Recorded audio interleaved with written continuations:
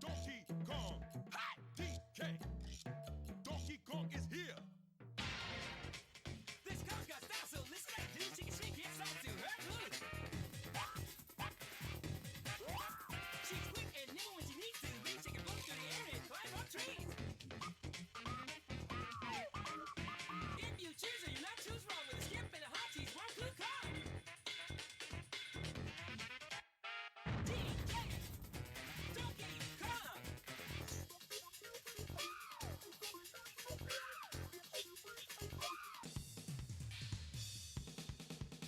It's back again, it's about time to win. This time he's in the mood. He can fly real high with his shit back on. With his whistles out, he's one tough call. He'll make you smile when he plays his team. But Gremlins, beware, cause he's after you. DK, Donkey Kong. DK, Donkey Kong.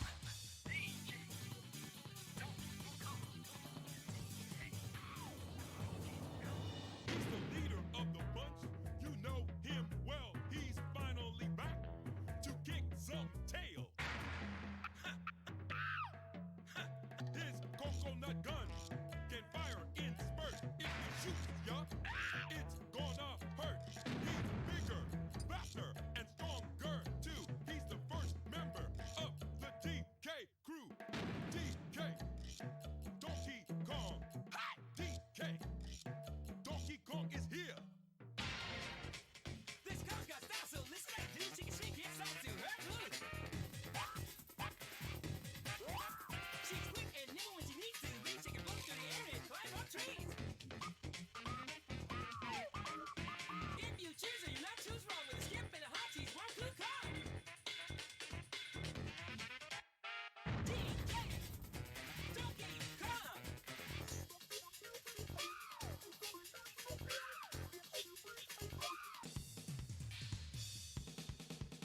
He's back again, it's about time to win. This time he's in the mood. He can fly real high with his shit back on. With his whistles out, he's one tough call. He'll make you smile when he plays his team. But Gremlins, beware, cause he's after you. DK, Donkey Kong. DK, Donkey Kong.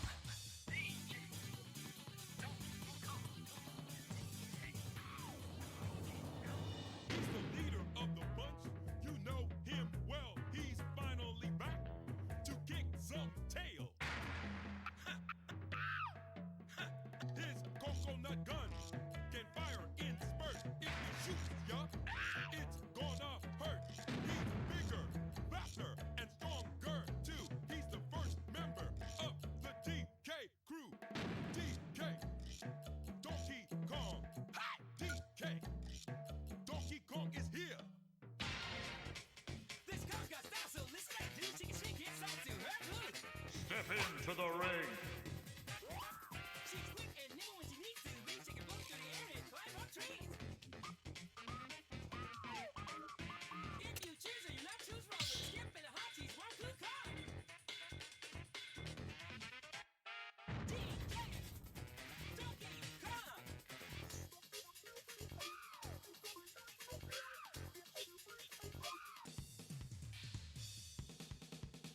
He's back again, it's about time to win. This time he's in the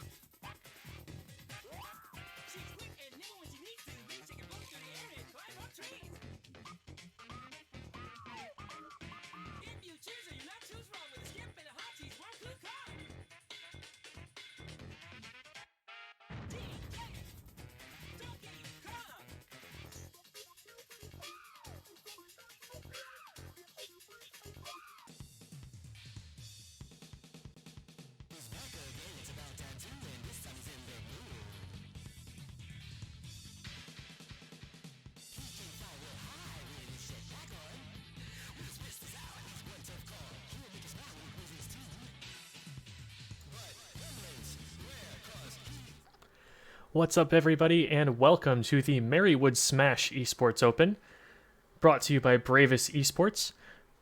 We're here with a pretty sizable bracket. Looks like we've got, I think, 15 players, maybe 16 players here. So it's going to be a pretty good day of Smash action for us. If you're competing in the event, feel free to stick around in the stream chat, hang out here while you're waiting for your matches. That's a great opportunity to do that. And we will be bringing you matches as soon as we can get them up here. We've got a match called already. It is going to be between Bring the Pain 20 and Luli Chan. So we'll have that shortly. Right now, we're still waiting on everybody to make it into the arena here. But as soon as we've got that up, we'll be ready for it. Meantime, a couple of quick shout-outs. We are Bravest Esports. Our whole mission is to build esports communities, try and make them the best that they can be. We have a whole bunch of resources for helping leadership improve at doing that. We also love running events to help y'all kick off esports events at your community and hopefully get some stuff going locally as well, in addition to the events that you were running with us. We also try to help put the student leaders in better contact with the university activities people. Generally, those are two groups of people who could always do with a little bit closer communication with each other.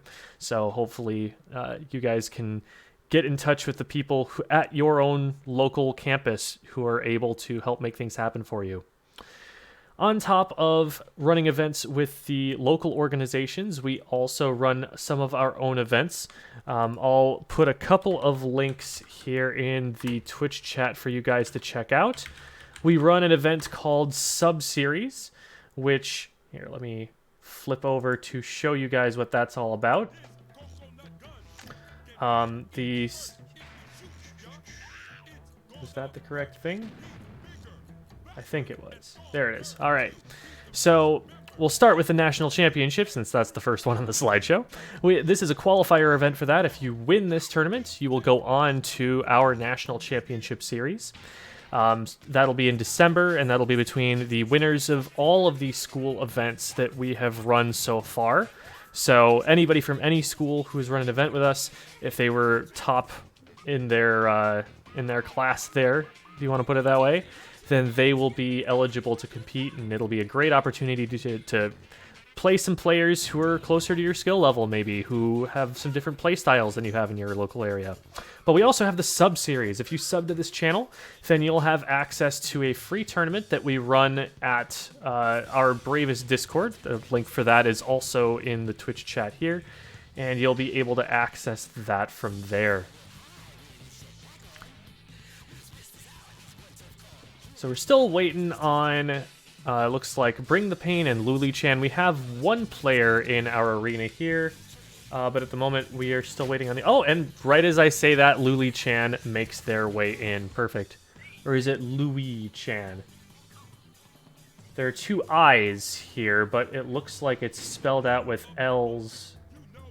Or maybe I have it wrong. I think I'll fix that spelling real quick.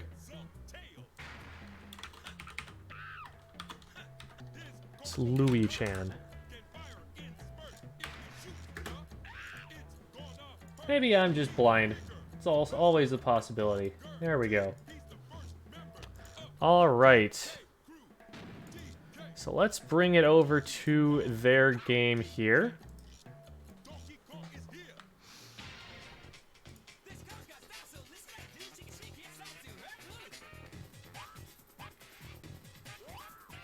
All right.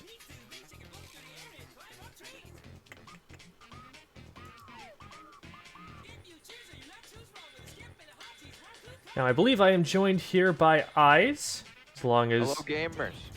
His technology is helping us out here. So, yes, there he is. So, we are going to be sitting here in the stands watching Bring the Pain 20 and Louis Chan. Haven't got any data on these players just yet, so no input on... no input on which characters they play or anything like that. We'll just have to wait and see. But right now, they will be in the process of going through stage strikes.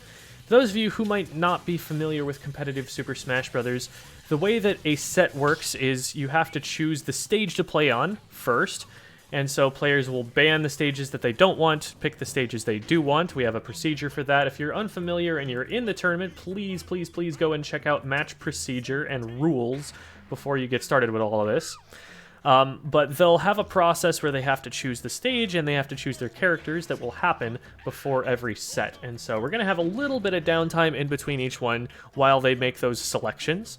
But as soon as they are good to go, then we'll be able to get things started. So it's just on the players to be ready with their characters and their stage. Did Wiz of Blizz lose, or is that game still going on? To my knowledge, we haven't got any match reports back yet. We did only just start a little less than 10 minutes ago. And so usually a set of Ultimate, since they're all best of 3, is going to take a little bit longer than that. So that's what I'm anticipating is going on here. As you can see, the stage tracking process does take a somewhat substantial amount of time, and so a lot of the time don't even have the ability to start the match just yet. Let's see what's going on at help desk. Okay, so that was not one of our players who's waiting here. Just trying to make sure that we've got everything we need to get the whole process going. It looks like they are jumping right in. Here we go. We've got a King K. Rool versus a Cloud to get things started. That's an interesting matchup. Yeah, we've got a heavy versus a sword character. Here we go. All right.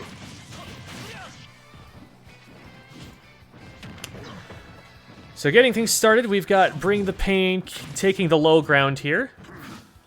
Is typically a pretty good strategic idea because you're able to zone the opponent out. You have less options when you're in the air in this game. So we're going to see a lot of these projectiles coming out from Bring the Pain.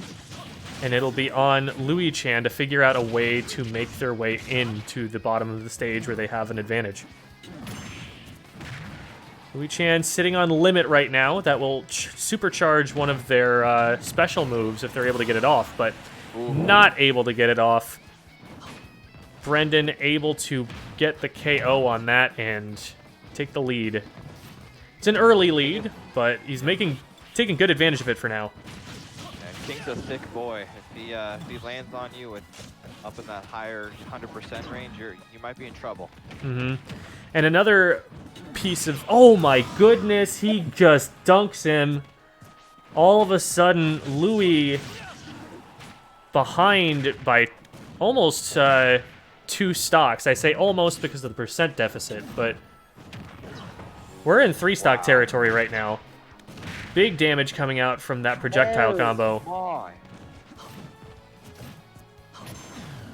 All right, let's see if they can use this limit charge here to their advantage. Oh, that was scary. Bring the Pain. Definitely bring in the pain here. Also got Rage, so he's going to be doing even more damage than he normally would be from this point. Charging limit in the center. Rolls in. A great option to get around it, but not able to finish the cross slash before the crown comes back.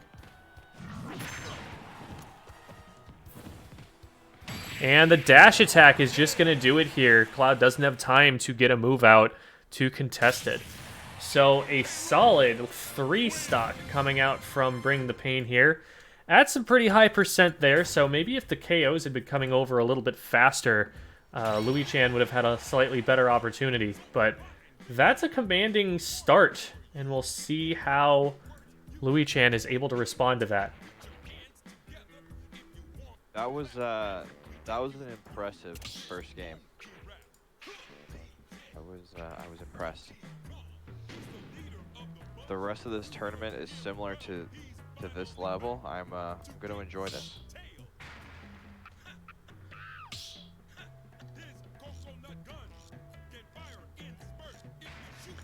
All right, both stepping out as they need to, because anytime a new stage is chosen, they're both going to have to lock that stage in and then go into the match. When you have a character that is relying on pretty heavy-hitting projectiles. Do you pull out a character with a reflector? Is that something you'd consider? You Like might your- do that. It's worth noting that K. Rool also has a reflector himself in that counter option. Yep. And so the reflector is going to be a little bit less impactful here because King K. Rool can just send it back again. Usually the option that people choose to handle K. Rool projectiles is they try to jump over it and approach from above with their aerials. Cloud does have a pretty good opportunity to do that. An option like Cloud's neutral air can definitely get him over one of those cannonballs or one of the crowns. And we even saw Louis-Chan trying to use something like a roll to get around. You just have to be careful with that kind of approach that you don't have something like the crown coming back at you. You've got to know where all of the danger zones are before you can start finding those holes in the projectiles. Yeah. I guess I didn't factor in the fact that they could send it back because they had that under the belt as well. Batman tool belt.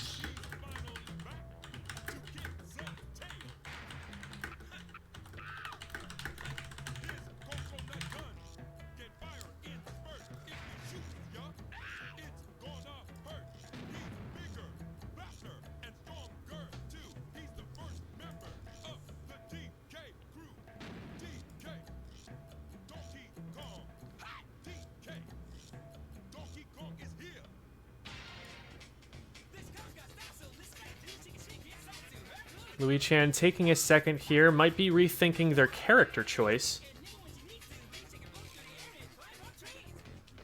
So the stage is probably already locked in, given that Bring the Pain has already put their token into the ring. It is a rule that the winner of the first match locks in their character first. So, yep, there is in fact a counter pick coming through here. We now have a Sheik on Louis-Chan. Sheik, a pretty interesting choice in this game. Very strong control. They have an incredible neutral game. The problem that you tend to run into with Sheik is just that they have such a low damage output. They can be in control of the match for an extremely long time and do a very low amount of damage in that time. We saw Louis-Chan hit maybe 5 or 6 moves there in that exchange, and 2 of Bring the Pain's options have brought the damage back to even. So, Louis-Chan saying, I think I can control the game so long that even a few neutral interactions that don't go my way, I'm still going to be in control of the damage. That has not been the case so far. So far, K. Rool's higher damage output has really been putting a gap between Bring the Pain and Louis-Chan here. We'll have to see Louis-Chan keep control here and take this stock. A really great ledge trap there with the side B projectile.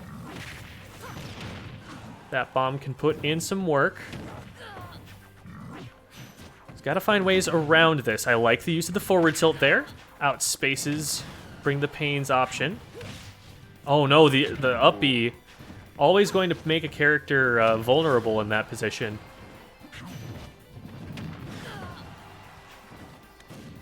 Comes down with the down air, which he knows is safe because Bring the Pain committed to a projectile. All right, Louis-Chan already doing better than last round. He's got the first stock here.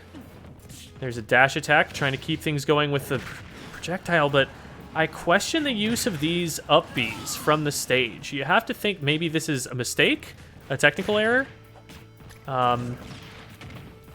He might be trying to hit him with both hits. There is an explosion at the beginning as well as at the end, but if you miss with the first hit, it's making him very vulnerable. Yeah, it doesn't seem worth it for the amount of damage you're going to get for how vulnerable you end up.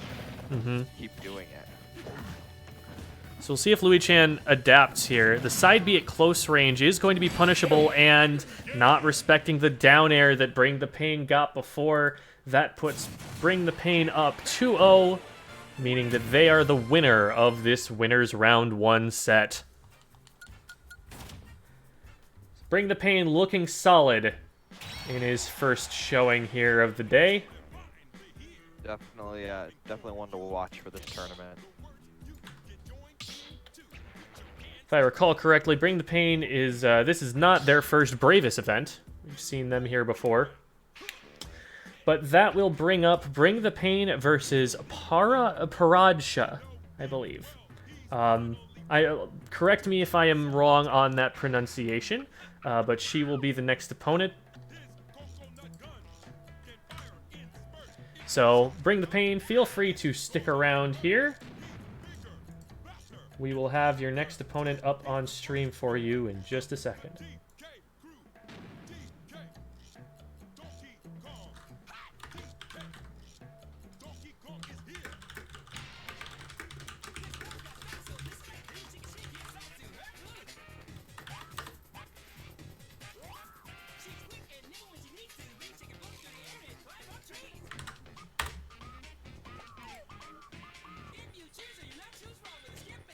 Ah, I've been corrected.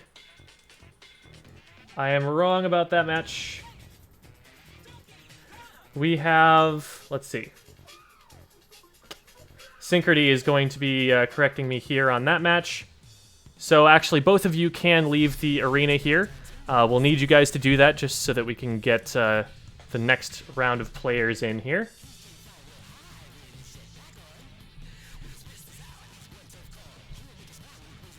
There it is. All right. We're going to have Honk versus Jason.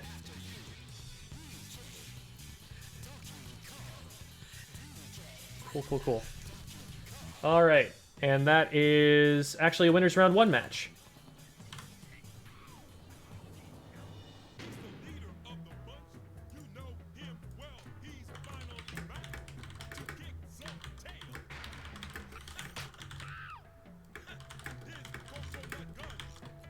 Is that from Super Mario Galaxy? The little star? No, actually, that's Luma that you're thinking of. But this is Starfy. He is an assist trophy. And he comes from... Wait, Starfy the game? Like, from the game? So, Starfy is an assist trophy in this game.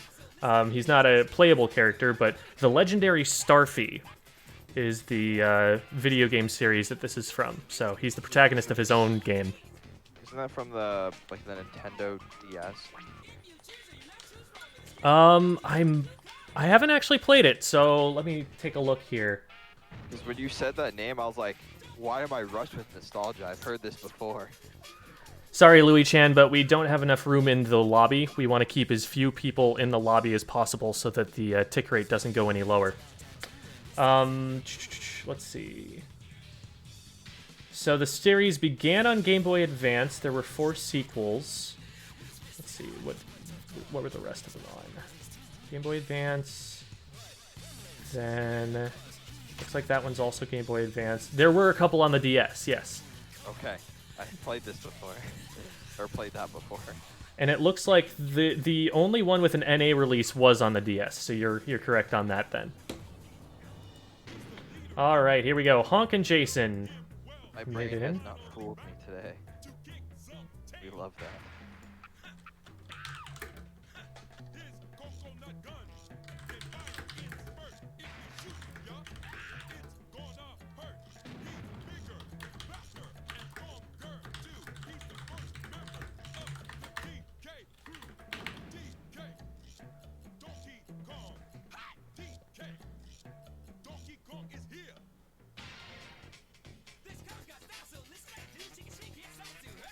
Alright, here we go.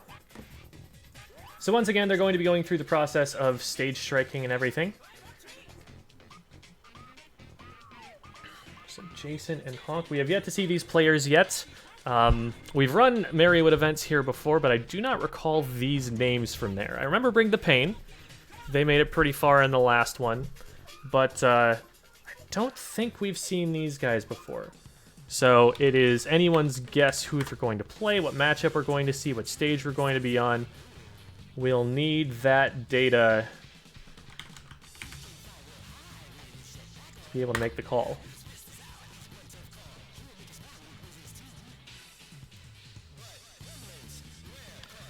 Going back really quick through the previous tournament that we had here from Marywood.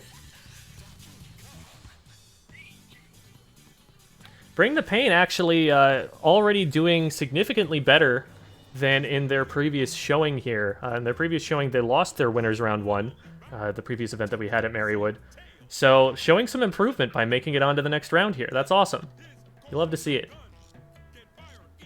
Seeing if there are any other names here that I recognize. I think that's actually the only one. Looking through the list of competitors that we've got today. So that our only repeat player from the previous tournament, already doing better. That's awesome. You love to see it.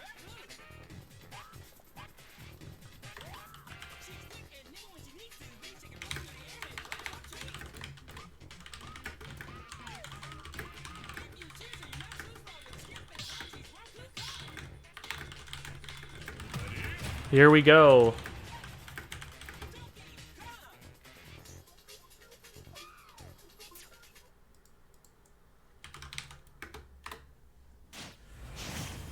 So we've got a Ridley versus a Piranha Plant. So thinking about this matchup, the on-stage game is going to be interesting. Neither of these characters really known for having a super strong neutral on stage. They tend to be very projectile focused, and both of them really are the strongest when their opponents are off the ledge. Piranha Plant has some great options with the spike ball that he can throw off there. And then meanwhile, Ridley, really good at running off with that neutral air and also shooting these fireballs that you're seeing him opt for. Jason using that up B to actually land a hit on Honk. Really needed that, otherwise he was going to be punished on landing. Looking pretty even so far here. Great air dodge through the spike ball, able to land safely and reestablish center stage control. Jason gets a dash attack. Ooh, and is able to finish it off there. I didn't actually quite see what move he used there. For the back air? I think so. The fire effect threw me off, because I think Ridley was throwing a fireball out at the same time that the back air landed. Yeah, I think so, but I'm going to venture to say that it was a back air.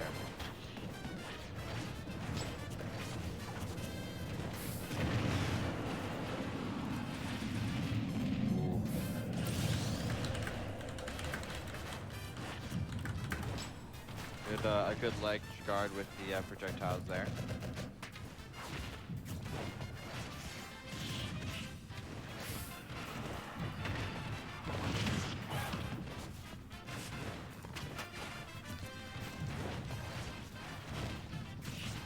Honk getting in with a couple of tilts. Not able to keep him stuck in the corner, but able to land a hit and get him to the other side. Great neutral air there. Oh, but the charge of the forward smash is definitely going to get punished. Honk sitting in the poison cloud, taking a lot of damage for that. It's dead even right now, my goodness. Honk able to finish it up with an up smash. Honk doing a great job here of keeping himself in a really good stage position. Jason is usually fighting from disadvantage here. Oh, a huge shield break. And that up smash definitely going to do it for Jason. Has a poison cloud ready to go. But Honk has control right now. Able to shield that rapid jab. Not able to get anything out of it. Looked like he was too far away for the shield grab. That's going to be a lot of damage that Jason's able to put down. Able to control the stage using his spike ball. This is good aggression coming out from him. He's going to have to recover, though. That back air well spaced by Honk. The fireball's knocking him off. Oh, and he gets the down air. Actually did not spike, but it did stage spike. If Jason hits that tech, he actually survives. And I believe Ridley has a stall and fall down air there, so that would have been it if Jason had just hit the tech. But it was not to be. Honk able to squeeze out that game one. Very, very close match. I think I don't know that there's any way he could have known that down that far was gonna spike him into the stage. I don't. It would have taken some incredible reaction time or the greatest read the world's ever seen.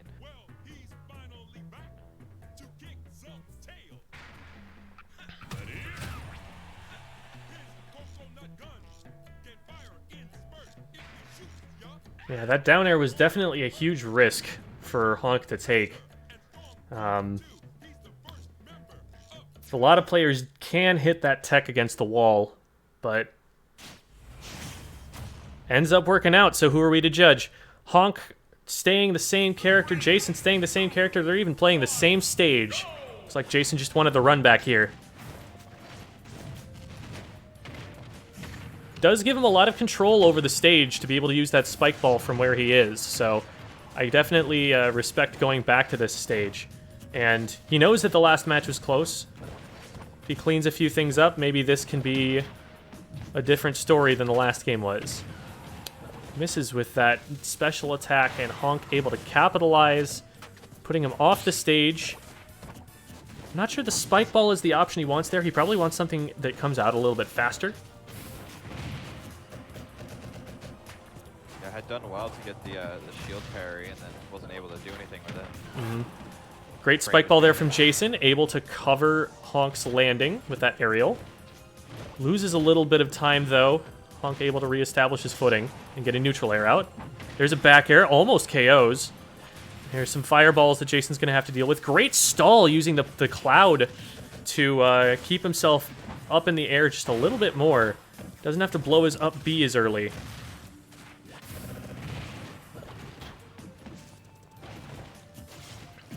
They're both swinging at each other in a big way.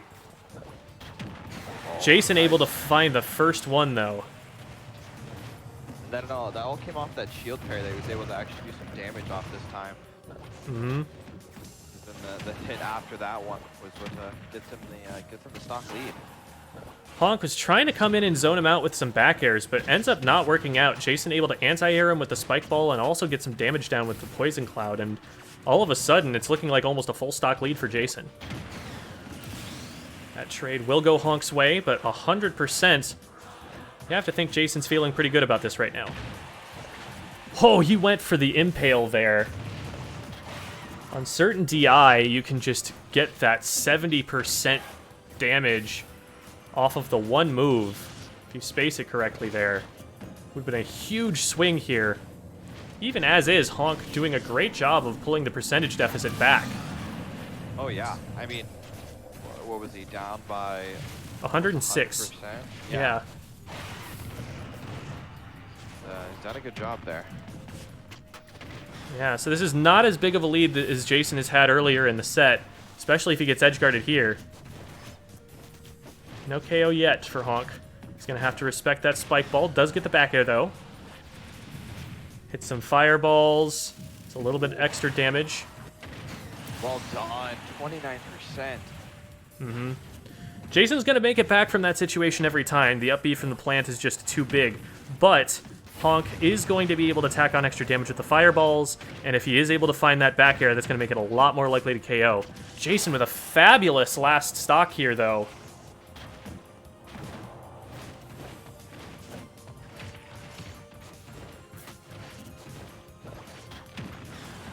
And he's able to do it with that spike ball, bringing it back to a 1-1 set. We're going to a game 3. That is, wow. It's the power of the confident run back. If they go back to that same stage, then you know they think they've got a little something extra up their sleeve. Yeah, they took something away from the game before, and they said, you know what, if I just make this change, that game's mine. And, they were right.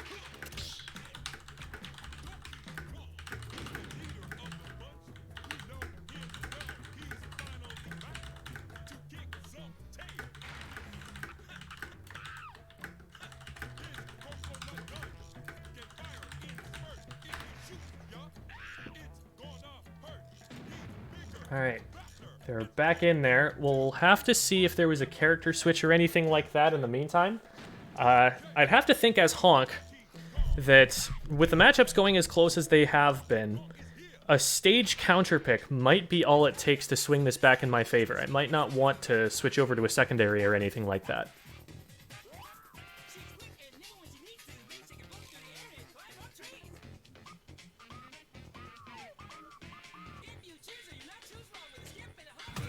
All right, here we go. Same characters.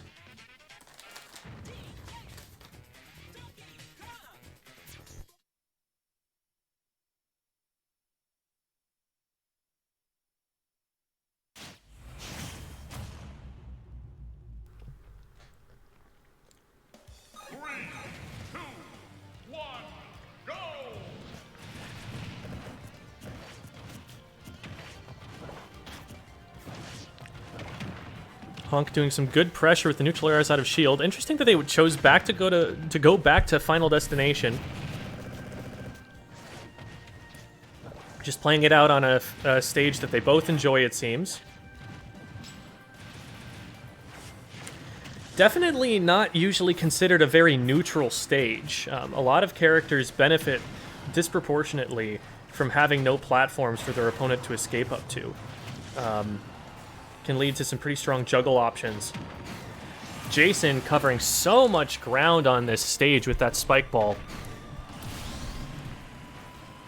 I'm thinking, like, if they'd gone to, let's say, Lilat, half of the time, that spike ball is going to land on a platform instead of hitting Honk.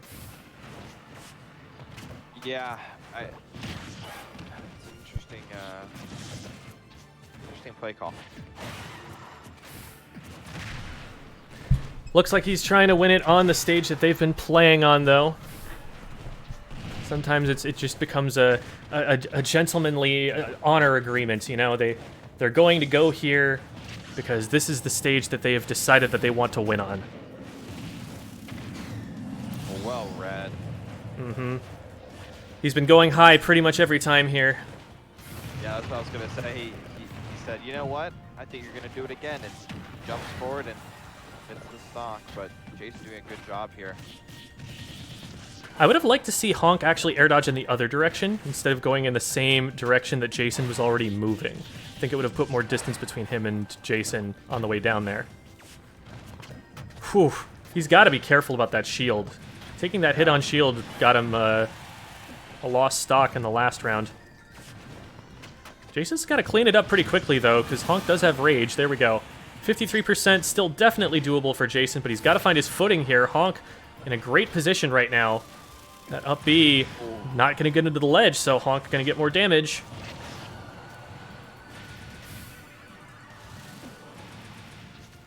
Great recovery from Jason. Oh, but he runs right into the forward smash from Honk, and Honk takes it. Able to capitalize on that Game 1 win.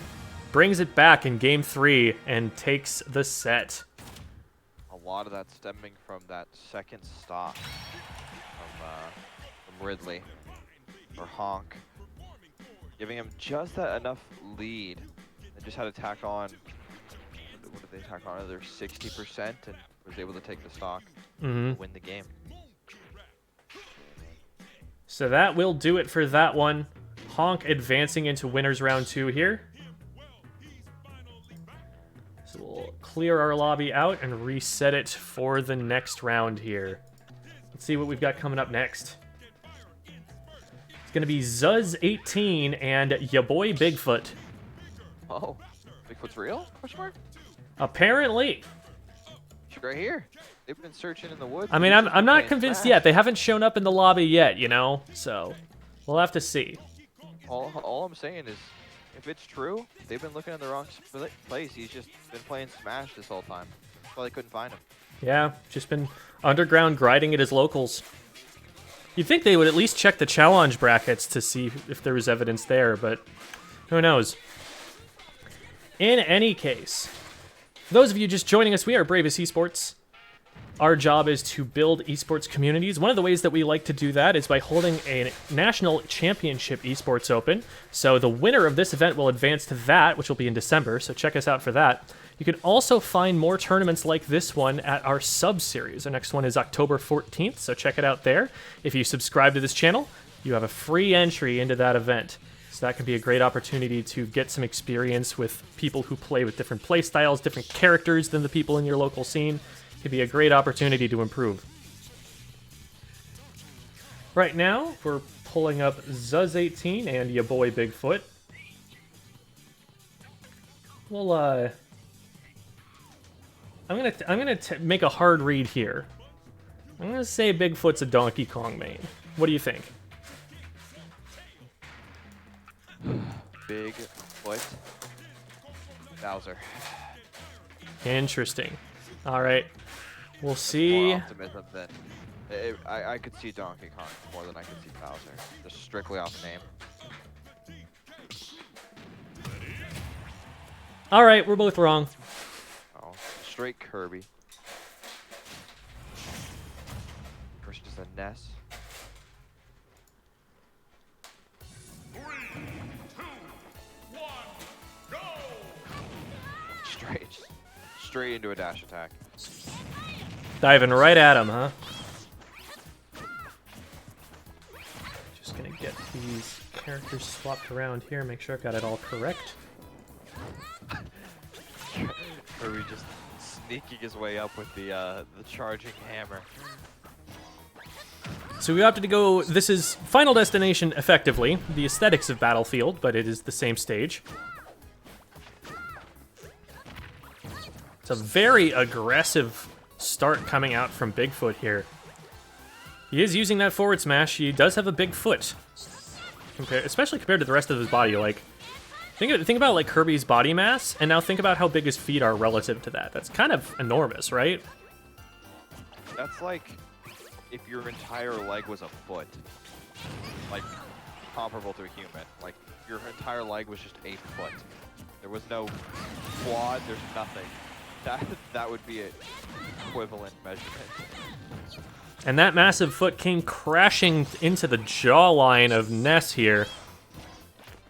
He's gonna fly up into the sky, and that'll be the first stock for Bigfoot.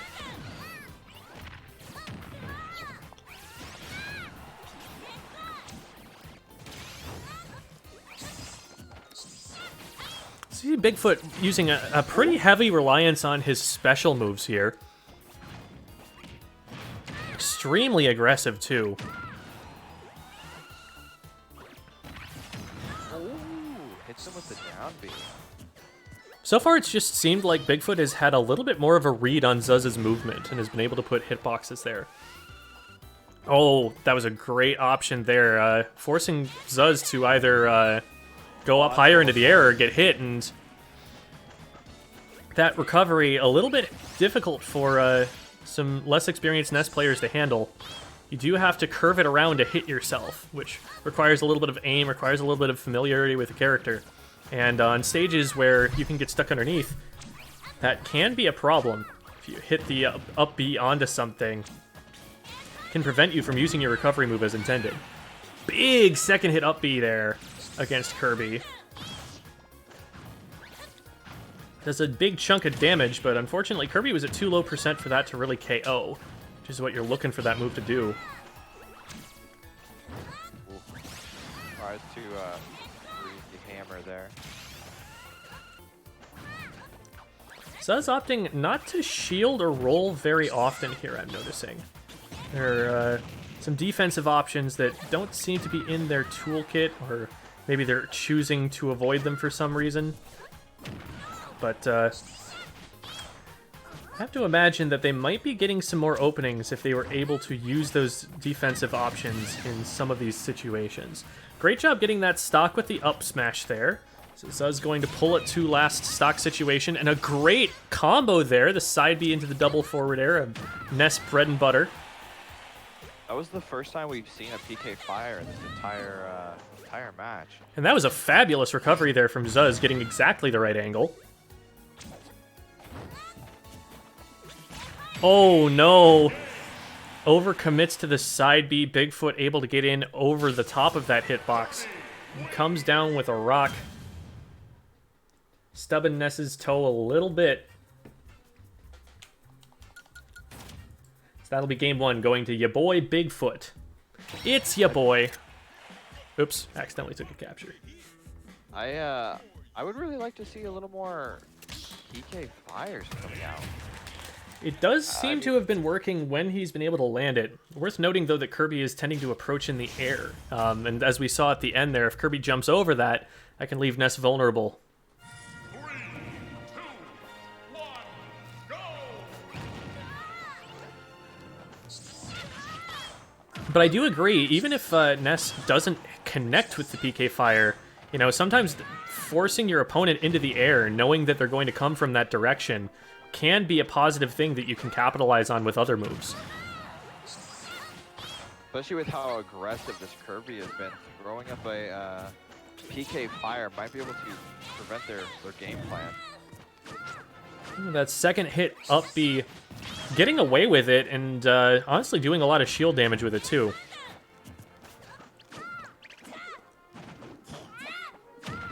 I'd also like to see Zuz trying to go in with some dash attacks. I think that's a nice disjointed option that can catch Kirby out in some of these positions where maybe Bigfoot wouldn't be able to respond, wouldn't be able to react in time. Nice little 2-hit there with the down air into the neutral air. I see you, Zuz. Gets a PK fire into a forward air. A little bit more damage there. Still not finding the KO yet. I'd like to see him avoiding these down Bs a little bit more often, because if he does, that could open up the option to KO off of a back throw. You can grab Kirby out of that rock. Dash attack will take it for Bigfoot here. A nice dash attack there coming out from Zuz. Goes in to try and punish the rock, but Kirby gonna jump out of it. Nice! Locks him down with a first hit forward air, cancels it by landing into a forward smash. I don't think that's a true combo, but Bigfoot was definitely pressing a different button, expecting something else was gonna happen. So great capitalization there from Zuz.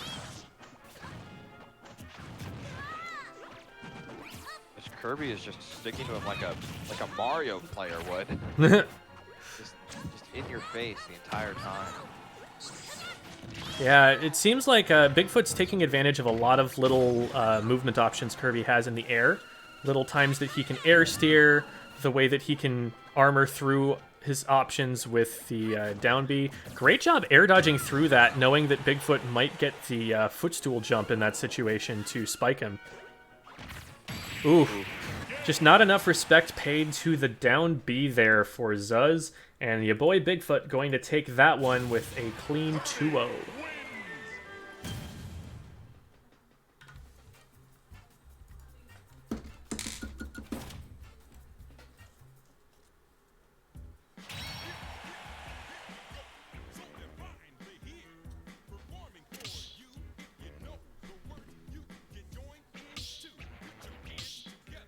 All right, let's take a look at our bracket here. Coming up next on stream. What do we got? What do we got?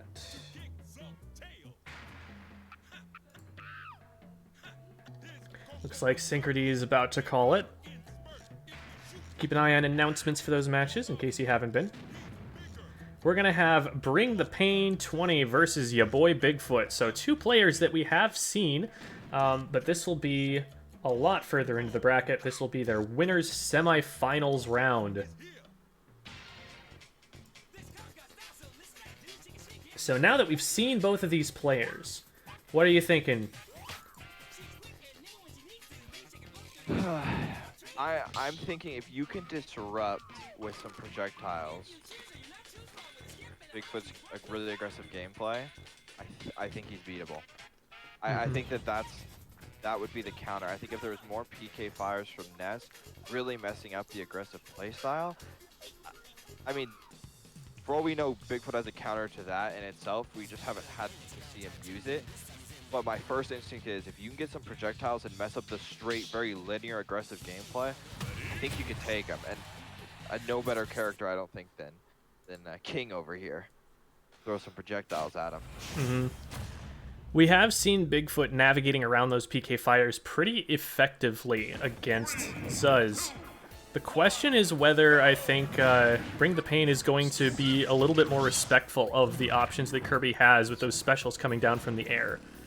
Looks like, oh no, he recovers just a little bit too low, and that's a very early stock loss. Bring the Pain had absolutely the right idea and just sat a little bit too long before he pressed up B. Oh, gets the ground. There's some great follow-up that K. Rool can get off of that if he gets the right read on when Kirby's smashing out of it. Yeah, that was a tough stock to just kind of give up there. They're gonna want that one back. Shielding the down B there, so showing a little bit more respect to it than Zuz was earlier. See if that ends up paying dividends here. Gets in with a dash attack. Man, every move he's throwing out getting armored through by that down B. Finally lands a cannonball. No shield there. Surprising. Oh, well played. Massive counter. Oh my god. That was a KO move that got countered back at him, so it's going to do even more damage. The double KO move. It should have been 2 stocks.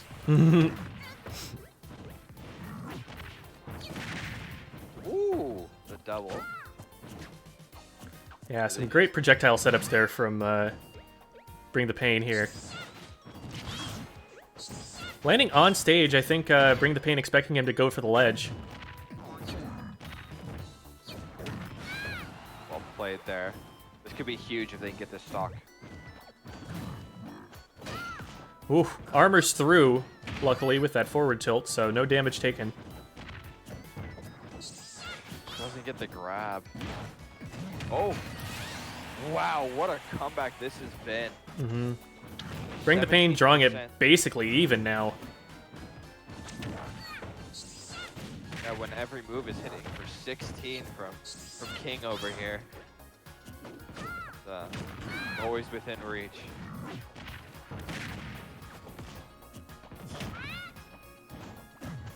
Get on the very tail end of that attack. Whew. Yeah, that's one move that you don't necessarily want to take on the belly armor, because if you pop it, it basically functions like a shield break. K-Rool not figuring out options to get around the inhale at ledge.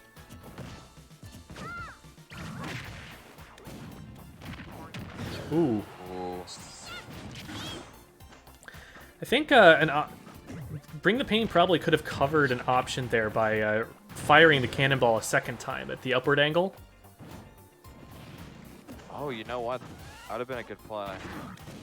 Tends to be the option that K. Rool players will use to cover players jumping over their projectiles there.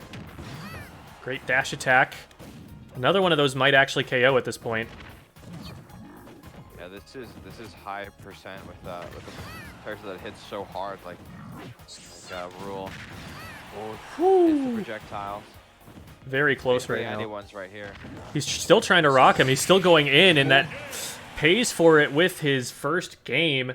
Bring the Pain, taking game 1. What a comeback this game was as well. I think it was a solid performance from both sides, but the giving up that stock early can be very demoralizing. To keep your head in the game and come back and win it, he's a gamer. He's a gamer. Running it back on the same map, I would assume. How quickly they readied up. Yeah, Bigfoot's putting out a lot of aggression here, but something that we're starting to notice just a little bit is that Bring the Pain is ready for that aggression and predicting it, and he's ready with an answer once it comes through. Bigfoot might need to stagger his approach a little bit more, because otherwise, you know, if Bring the Pain sniffs too many of those out, he's the one who's going to get hit for it. Would still like to see Bring the Pain responding to the Kirby down B a little bit better. If Kirby's up above you from that far, all you really got to do is move a little bit to the left or right and then grab him on landing.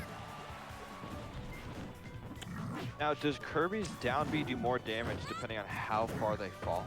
I believe not. Okay, so the idea of acceleration with gravity is not a thing in this. I mean, yeah, we have double jumps in this game. It's not a thing. You know what? I guess that makes it all consistent, I guess. Kirby eats the crown. Nothing without the crown. Not going for Ooh, the crown. if he had actually held left a little bit there, he might have dunked Bring the Pain down with a downward hit of the up B there. It was actually an interesting opportunity he had there. Didn't quite manage to make it happen, but is able to get this down air into forward smash combo. Great job from Bigfoot spotting that out and getting the KO for himself. It's forward tilted across the screen. Bring the Pain going for some wild dash attacks here. Gets punished for that. Great parry, though. Oh, and a massive roll read. That's a huge commitment for him to go for, too.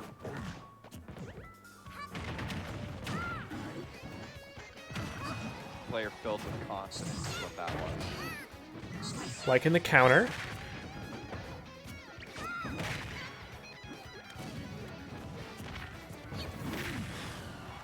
This is looking like how the game would have gone if he hadn't lost that stock early on.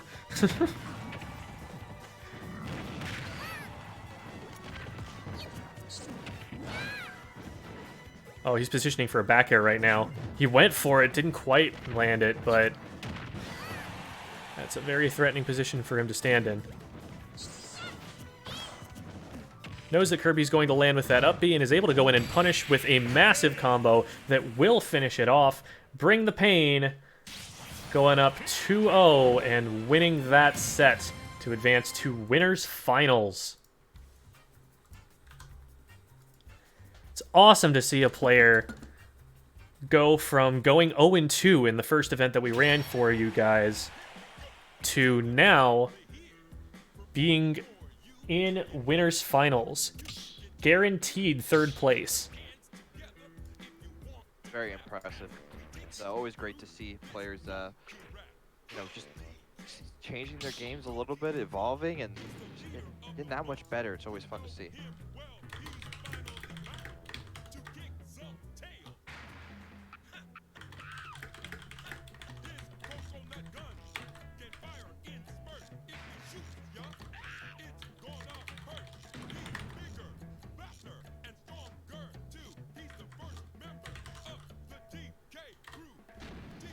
So let's see what our next round is going to be here on stream.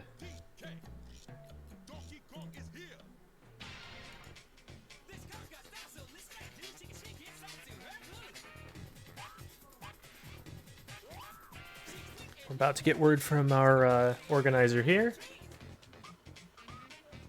They're typing. So I'm waiting to see what they're going to put up.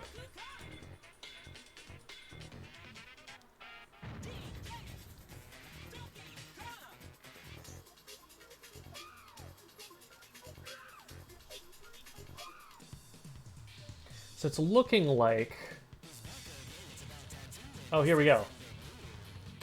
We've got Paradsha versus Paper coming up on stream here. So Paradsha was out in a very close winners round 2 match against Bring the Pain. Went to game 3. And then Paper is coming up. I believe they lost round 1. Yes, they did, but it was game 3, so that was also close. And they have fought their way cleanly through the losers bracket up until this. So this is losers round 2 we're going to see here.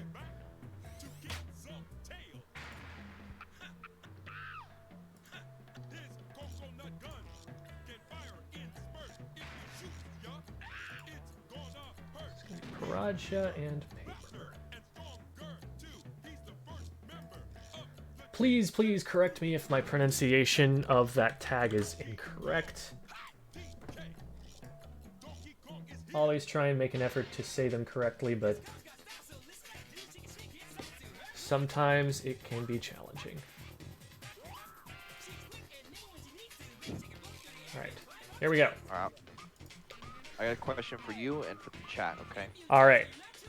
If you guys were going to order food from Chili's, what are you getting? I have no idea what Chili's menu is, not gonna lie. Alright, guys. I've It not was been fun. in a pretty good long while. Yeah, I mean, I haven't been anywhere. We've been ordering in. True. You know, that's the current state of affairs. All right, but chat, help us out here. What's your Chili's order? Yeah. What's the good If stuff? you were, yeah, if mom called you up and they're like, hey, we'll pay for dinner, but you gotta get something from Chili's, what are you getting? Get food from somewhere else? Are you gonna tell me Applebee's is a better option?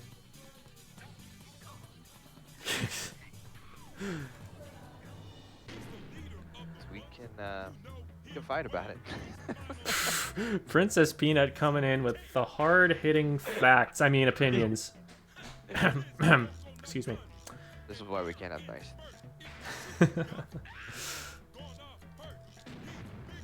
It's just TGIF. Let me take a look at the Chili's menu. I'm looking this up now. All right, this is research. Did you just say? Okay, your opinion is invalid for eternity for saying that. I am disgusted with you. So we got burgers, we got ribs and steak, we got fajitas, salads, soups and chili, chicken and seafood sandwiches. Okay, can you narrow it down? Are there any of those things that you don't want, or are there any of those things that you typically gravitate toward?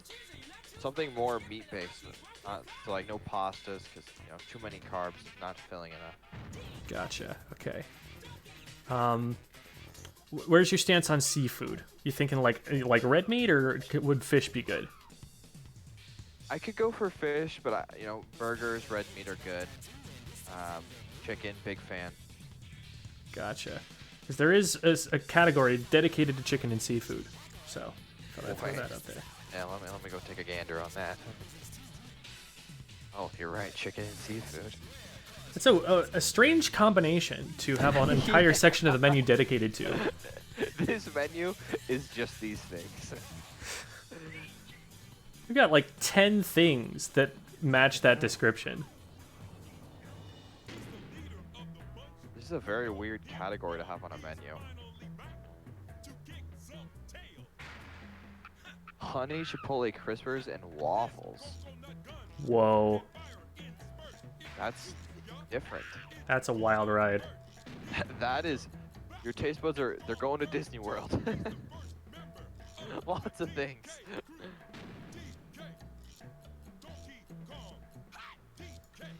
All right, so still waiting on Paradsha here.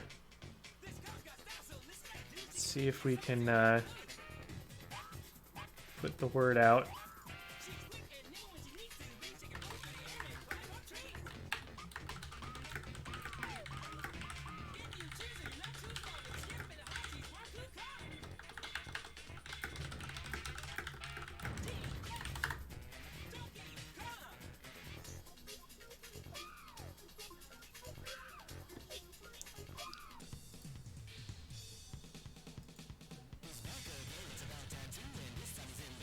Couple quick things, just in case you're just joining us here. We are Bravest Esports. We look to increase the size and scope of esports communities all over the place. We have a national championship series. All of the different schools that we have run events for, the winners will go on to that event. So the winner of this event today will be eligible to play that in December.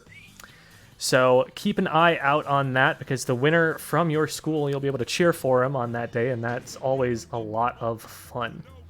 On top of that, if you were to hit !subs in the chat here, you'll get information about our sub series.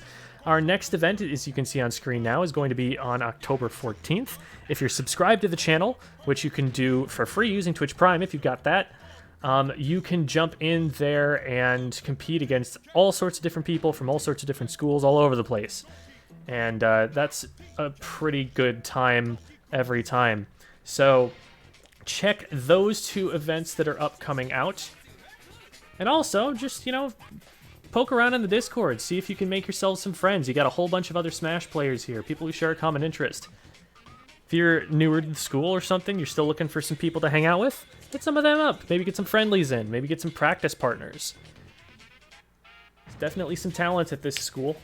Take advantage of it while it's all corralled in one place.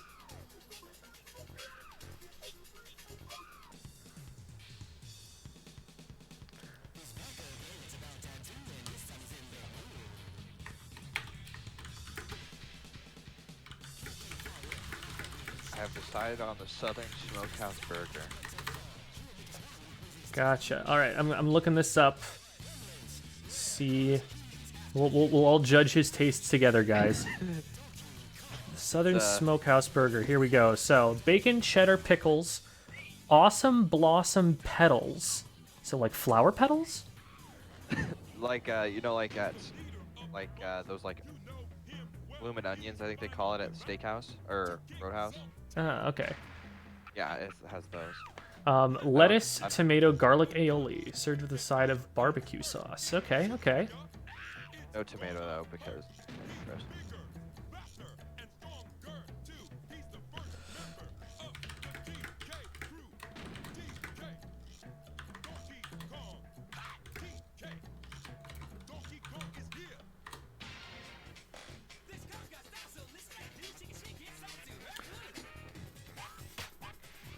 There we go. All right, that should be her. All right, I'm gonna refer to her as Archer because that is easier to pronounce. Yeah, I'm struggling. I'm a lot more confident on the pronunciation there. It's like you've been pranked. It's Archer.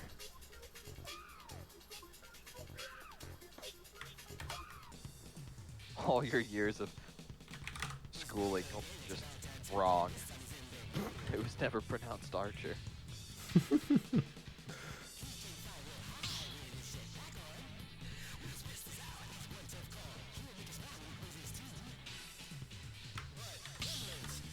All right, they're both in. Let's see. Okay, so we've got a Palutena versus a Sheik here.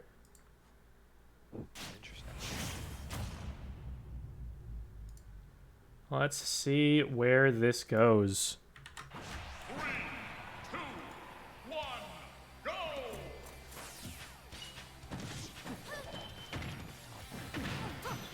Swap them. So Paper trying to get in and get those forward air combos going. This is going to be a challenge for Archer to see how well she can avoid that aerial approach. Palutena is on paper a very safe character, very capable of doing this. But the execution, especially against a character with such a strong neutral as Sheik, is still going to be a challenge. So we'll have to see. She's got the tools. It's just a question of whether she can pilot her character better. Right now, Paper, looking fairly strong, has been able to keep neutral. Some of those down airs that Archer's coming in swinging with getting punished, and that one with the stock itself. A very nice side B there, getting the explosive light out, and also a forward smash. So Archer looking like she wants to clean this stock up before taking all that much more extra credit. Great counter as well. Just trying to wall out with these explosive lights, but Paper able to find some ways in. Sheik, a very slippery ninja. Yeah, Sheik isn't hitting very hard, but is hitting in such quantity that it's making up for it, adding damage. That up air definitely going to do it. A very powerful KO move from Palutena. So Archer brings it even in stocks. Now just trying to get their footing with the percentage lead here.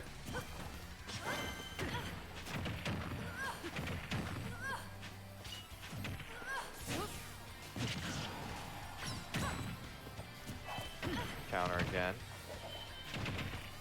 Ooh, a massive drag down up air into up smash. Great game knowledge from Paper there, knowing that they can get that combo if someone's stuck above them on a platform. It's very similar to some Joker tech that you see. He actually has an infinite on the platform there. Sheik, a very similar concept with the use of that up air there. That's a character I haven't seen a lot recently, is Joker. Yeah, it's interesting that it's such a popular character, such a strong character, we tend not to see as often in these tournaments. I wonder if it has to do with it being online. Maybe. Oh, get out there. A massive combo there. Extreme precision coming out of Paper. I'm impressed by this Sheik so far. They seem like they know what they're doing. Let's see what Archer can do to try and bring things back in the second game.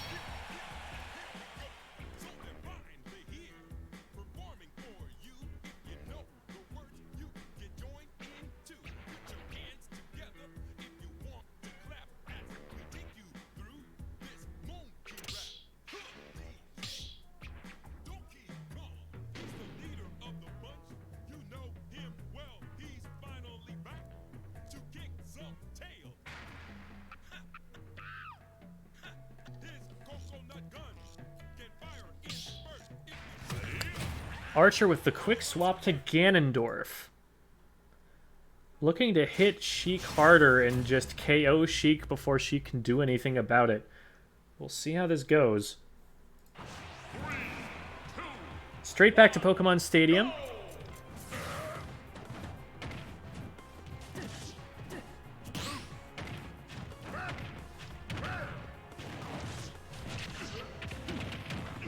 Ganondorf is quite the change. Oh my! Oh, wow. Paper trying to get a juggle going there, but Archer just says no with the down B. I refuse. It's an interesting choice because on the one hand, Ganondorf will hit even harder than Palutena does. On the other hand, he will get comboed even harder than Palutena does. So it's a purely offensive switch here. Going for the big hits. And Sheik is just too sticky. Goodness. Look at that combo. That lasted forever. Just That was carrying Archer all the way across the stage here. Oh no, an up tilt. Definitely not what Archer wants there. Way too slow. She's going to be able to capitalize on that every time. Oh, I love the setup with the down air. Just missed the execution a little bit on the follow-up and gets a jab up by mistake. That was so close. That was such an insane read. Archer really trying to put everything out there. Big down B coming out. Bounces Sheik off the top platform. Was that port DI or was that just a... It's just a really powerful move. Wow. It's there too, like spiking it off stage, like straight down onto the platform. Mm-hmm. Maybe if they hit stage, they would have been okay. Oh my goodness! And Archer goes for the suicide down B. Even though that would certainly be the end of it. I'm kind of a little upset that it didn't spike. It seemed like it should have, but Paper, regardless, going to be taking that one 2-0. The Sheik is scary. Yeah, that's definitely a player to watch as this tournament goes on. That seemed pretty dominant there. Yeah, that was something. All right. So let's see what that brings up next.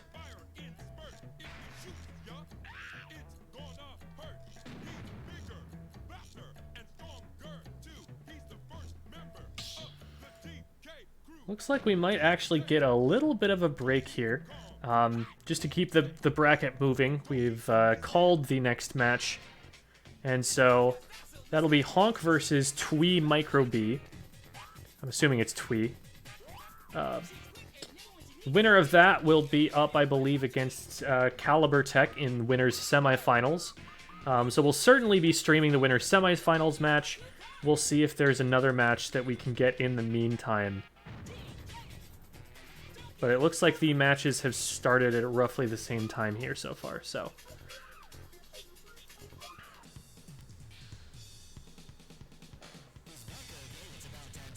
We will set this up right here. So, Eyes, now that we've seen a number of the heavy hitters here, what are you thinking, like, who looks like they're your pick to win the tournament so far? Alright. This is a bold call, alright? Mm-hmm. Brendan goes grand finals. And Paper makes a Sheik run through losers, get the bracket reset, and loses in game 5. Whoa. Okay, Yeah. that's a soul read. You're going so far out there. Oh my goodness. I'm going. All But right. I do think Brendan will definitely make. I think they'll make it to grand finals. We haven't gotten to see who they're playing on the other side, so it's kind of a mystery play.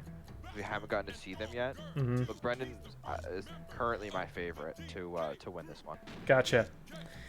So on the other side, we have, this is winners round 2, we have Honk versus Twee Micro B.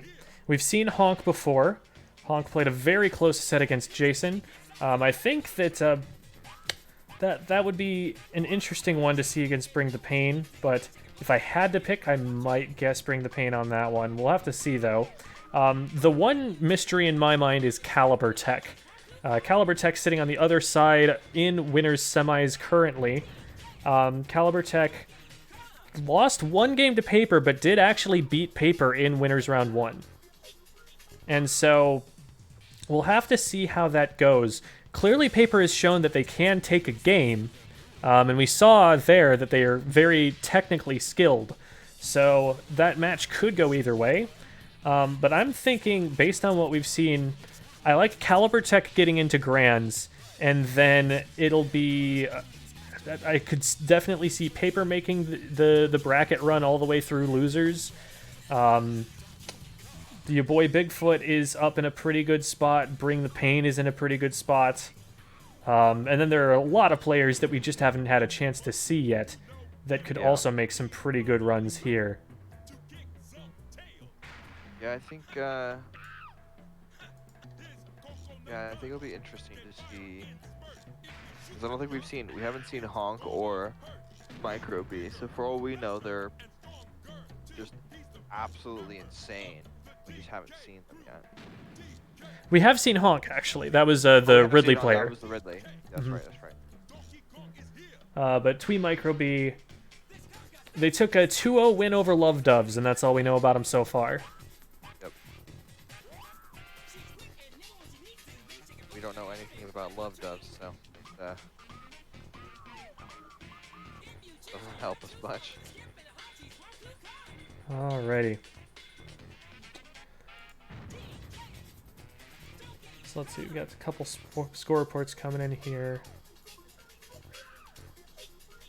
Oh, those are recent for me because I hadn't been checking it, but they are already in the bracket, so we're good there.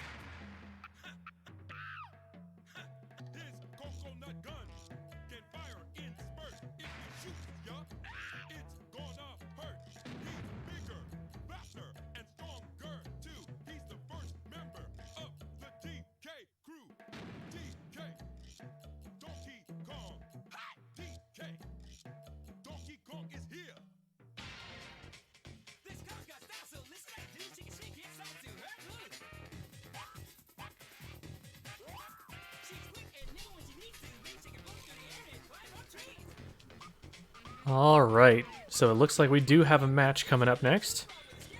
This is going to be winners semifinals. The match between Honk and Twee Micro B went in favor of Twee Micro B 2-0. So now Twee Micro B has advanced and will next be playing Caliber Tech. So we'll get to see Caliber Tech in action now. They have so far made a pretty impressive showing at this bracket, beating Paper, who we saw earlier against Archer. It's a very good Sheik player there. And then 2-0, clean match against Chuck, bringing them here. Ooh. Gonna have to get the arena back up because it just went down due to inactivity. Be right back with you while we get this all set up.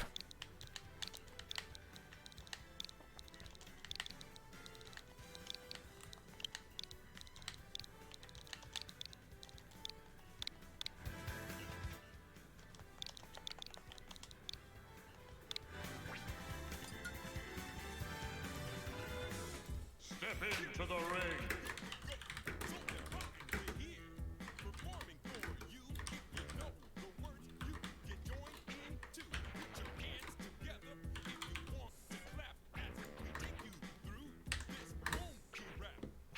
All right, there we go.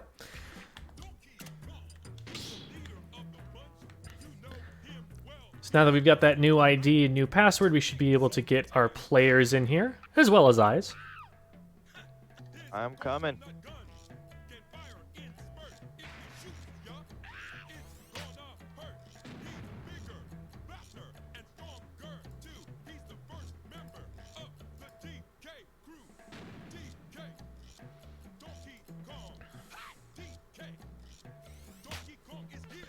All right, eyes is here. Looks like we've got Caliber Tech here. I'm assuming because the T3 is in common there.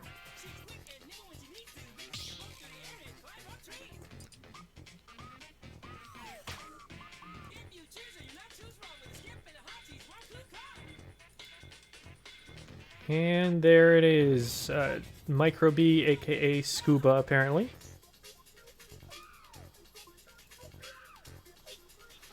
So we'll have to see who they're playing. We have seen neither of these players in bracket yet.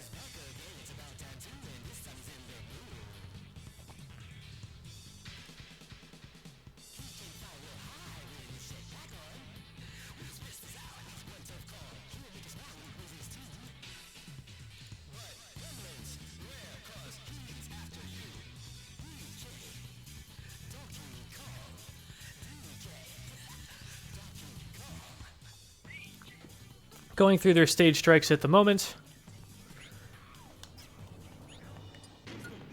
And so we prepare.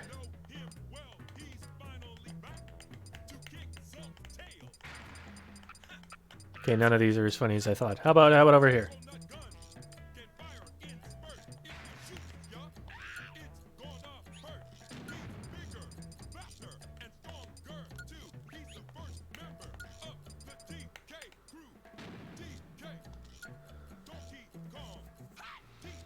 Gotta get the fighting spirits flowing. Do spirits flow? Not really. But I'm mixing my metaphors. I'm still not sure how Gur is a thought.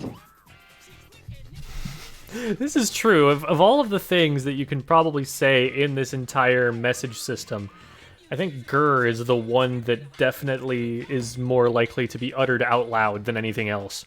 Yeah, like a before battle, or probably before battle would be a better place, but I'm thinking Gur.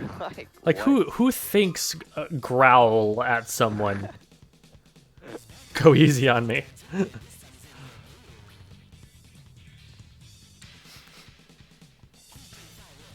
Is doing his best to be intimidating. Playing the Bowser. Correct. Plot twist. They both play Bowser.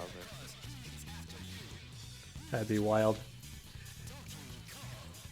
We do have a Richter profile picture here from Caliber Tech, but that's never guaranteed that they actually play the character. For example, you'll see that I am playing Palutena, but my profile avatar is the Inkling. It is, in fact, the Richter, though, versus a Toon Link.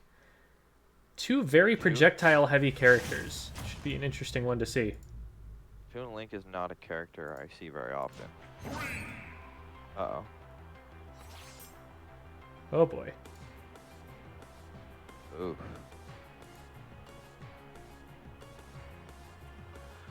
Looking like we're gonna get disconnected here, although the match is starting. Are you able to see it on your end?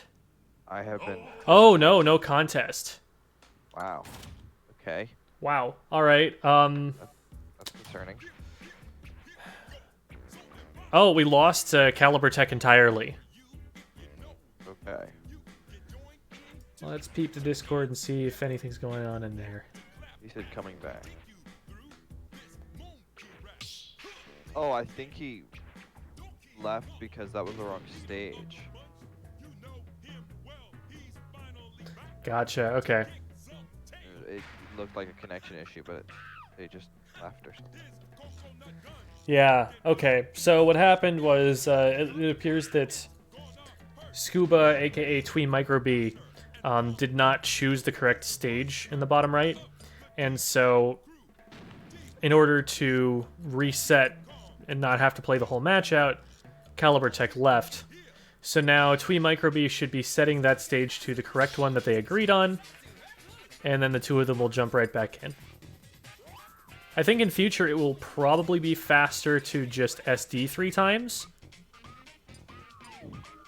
instead of Probably. disconnecting. Yeah, we would have been done. Yeah, it would have been done by now for sure. But we'll get them back in here.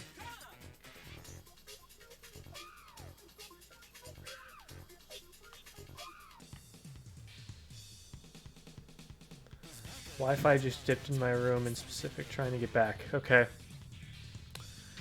Fingers crossed for the internet connection.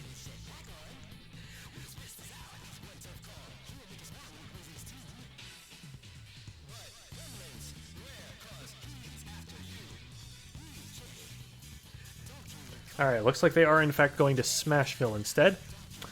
So, we can talk briefly about how that will impact those two characters. Smashville, a stage with not many platforms. It has the one in the middle that is static when hazards are turned off. Which, by the way, just an aside here, makes me very sad because it used to move all the time and that was a great stage when it did. But that will make it so that there aren't a lot of escape options for either player to get away from projectiles, which, since they both use projectiles, isn't necessarily a bad thing. It just means that whichever player is able to establish control is probably going to have a bigger advantage. So it's maybe a little bit more volatile this way. This is looking more promising. We're through the full countdown here. Great opening sequence here from Micro B. Being very evasive here. One advantage that Toon Link will have in this matchup is mobility. Faster run speed. But one advantage that Richter has is they have more projectiles that cover more angles. Not to mention normals that are basically projectiles with such massive disjoints as they have.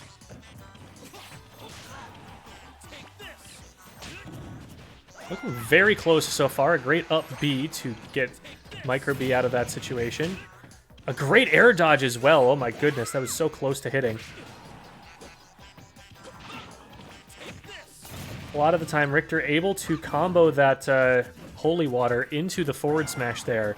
But Scuba looking like they're SDIing out and air dodging at the soonest possible moment to avoid that. So it's a pretty skilled play. Unfortunately, it lands on the shield that time.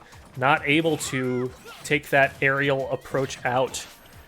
And so Caliber Tech taking first stock here. And then immediately losing their first stock as well. So very close so far.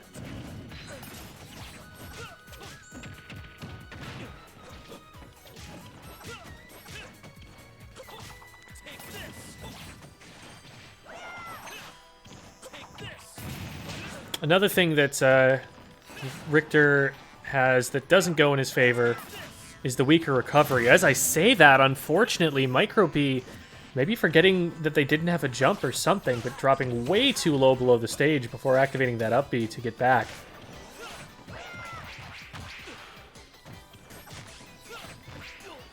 So we'll see how well they can recover from that mistake. We've seen it here before. We saw Bring the Pain come back from a stock deficit like this earlier. But as even as it's been going, it might be difficult. Or do you still want it? Oh, did you get kicked out? It just kicked me out, yeah. Oh, gotcha. Yes. Here, let me share this with you over Discord then.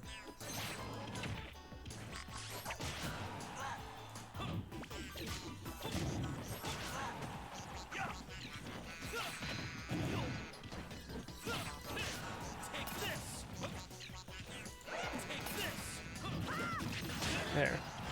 Hopefully you can see that decently well at this point. All right. Very high percent for both characters, but Caliber Tech clearly feeling better out of the two with the stock advantage. Just drops down from respawn, hits a forward smash right away before they're even vulnerable again.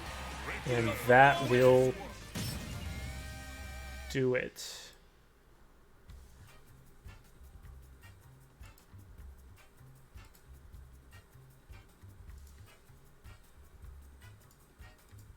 So, just kind of came down to an unfortunate recovery error there from Micro B. Besides that, that was an extremely even game. You know, if Micro B doesn't lose that stock basically for free, then they're dead even right there on last stock, right? So, Yeah. this is still anyone's set, I would say.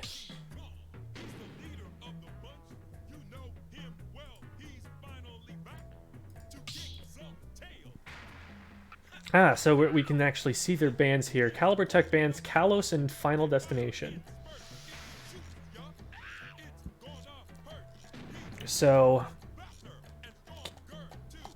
let's think about that. So Kalos, there are two platforms on that stage, which are very far out near the ledge, but also very high up. This tends to be a huge help to characters for recovering on the sides of the stage there. So that would make some sense that a Richter wouldn't like that stage. It would prevent the ledge traps from working as well as they normally would. And then Final Destination, another interesting choice to ban here, considering the projectiles that he has to work with, might just be that he wants Toon Link to get caught up on platforms above him, and he wants to set things up from that.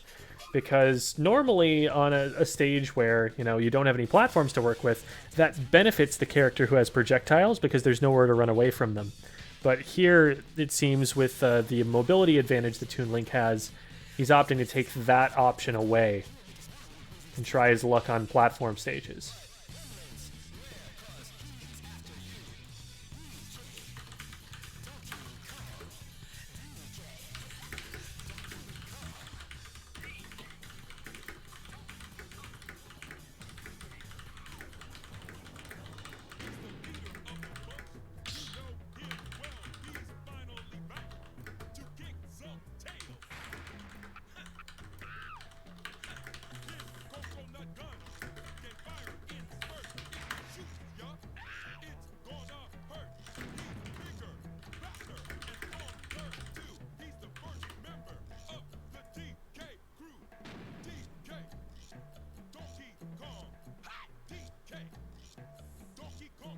Okay. So they're figuring their bands out right now.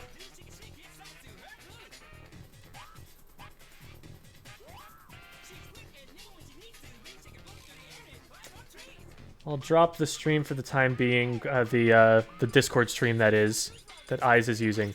But let me know, Eyes, if you need it back again. Yeah, hopefully his internet will pick back up here and then it won't have any more.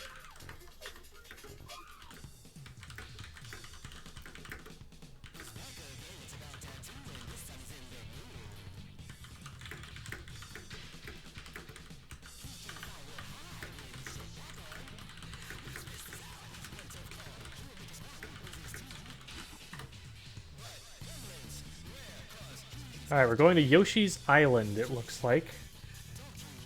Is that the stage that's on our list? Yoshi's Island. Yoshi's Story is a counterpick option here. I'm assuming that's what we're talking about here. We've got to switch to Terry, interestingly, coming out from Caliber Tech. Despite having won the previous match. Maybe they're testing it out to see if they like this choice better. Maybe they're just rotating, who knows?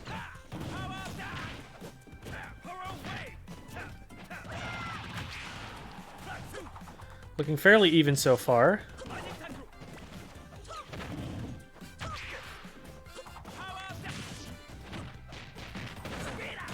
Tech finding his way in and getting a little bit of damage. Tries to go up there with that up B, not finding it. Or rather... I forget which move that... I think it might be that there are two different up Bs, and that's what he went for there. I'll be honest, I'm not completely certain how to activate all of Terry's moves. I know what they do, I know what they look like. I just don't play the character, so I don't know the inputs. Off stage and then follows them. Well, hits them up off the stage, upwards. Follows it up. That was a nice little combo. Looking like a pretty strong start from Micro B so far.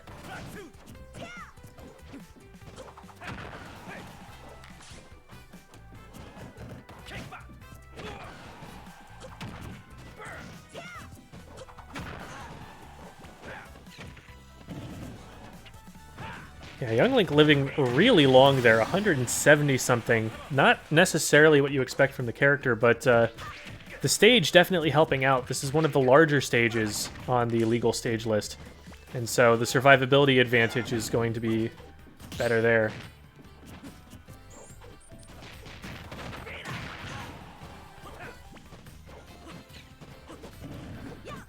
Caliber Tech pulling it back a little bit, though. It's definitely made up some of this percentage deficit. Forward tilt, trying to go in. Can't quite find it. Able to dash in. There's the neutral air. Oh, but gets caught with the up B on the way back up. So Micro B going to be back on stage. Gets a good dash attack and up air. Oh, I thought he was going to go for the up B and try and finish off the top. I think the option was available there. The up air not quite going to reach, but still in a very strong edge guard position. Throwing out a ton of projectiles and just totally getting in their way. But that go meter, it's going to make Toon Link blow up in a hurry. Oh, and this is good damage he's getting here too. Micro B in trouble. Needs to find this stock pretty soon here because the go meter is going to be enhancing Terry's attacks here. Get access to that power geyser. Wow. Some massive damage coming out. Off the top? Off the top. Wow. And Caliber Tech just suddenly pulling away with it.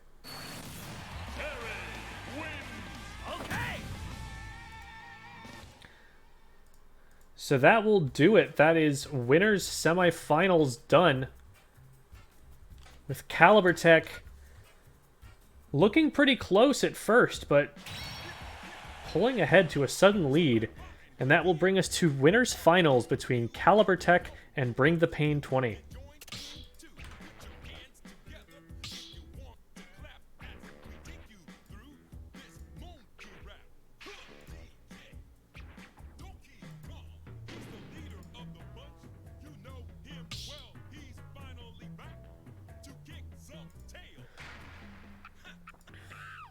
So I'd have to think that we're going to be seeing that winners finals set up next.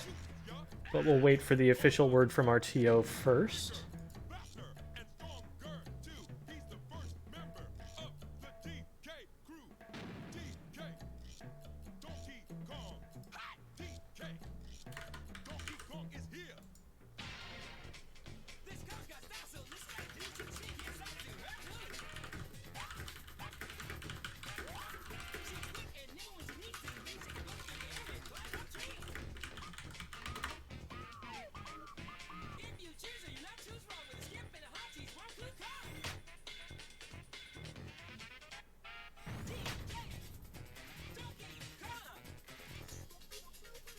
Yep, here we go. This is going to be winners finals. So our first best of 5 set for the night.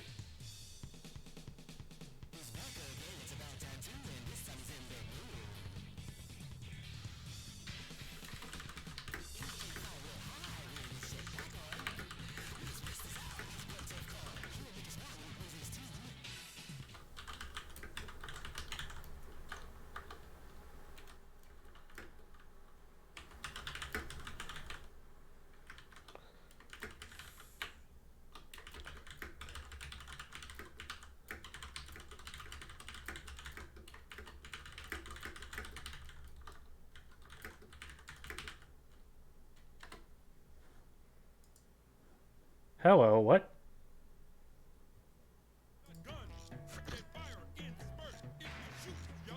Oh, I think I know what happened there. Changed scenes on me.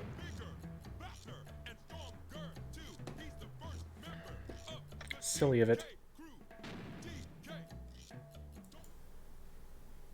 Nope. Stop doing that. This car's got that, so listen up. New chicken shake, it's all to Marywood. She's quick and nimble when she needs to. Bring chicken bones through the air and climb up trees. If you choose her, you're not too wrong with a skip and a hop. She's one cool car. DK, Donkey Kong.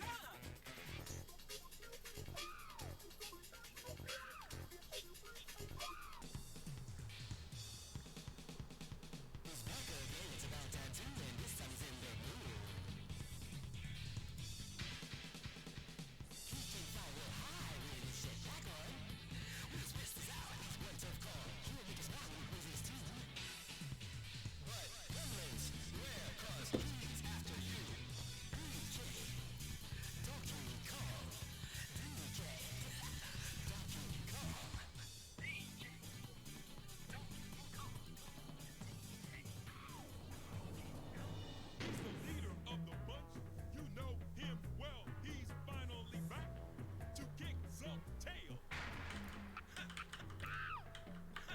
His coconut gun can fire in spurts. If you shoot, ya, it's gonna hurt. He's bigger, faster, and stronger too. He's the first member of the DK crew.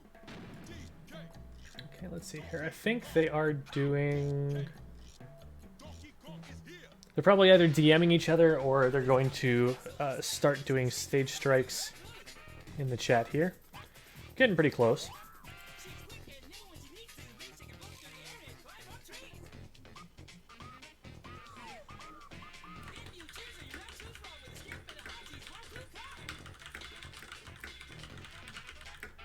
DK, Donkey Kong.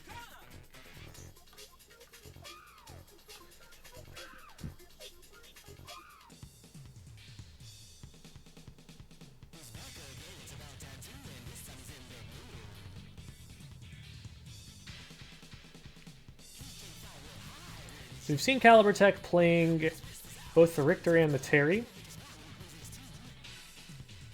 So maybe they're feeling out which character they feel the strongest on. But so far, we've only seen Bring the Pain on the King K rule.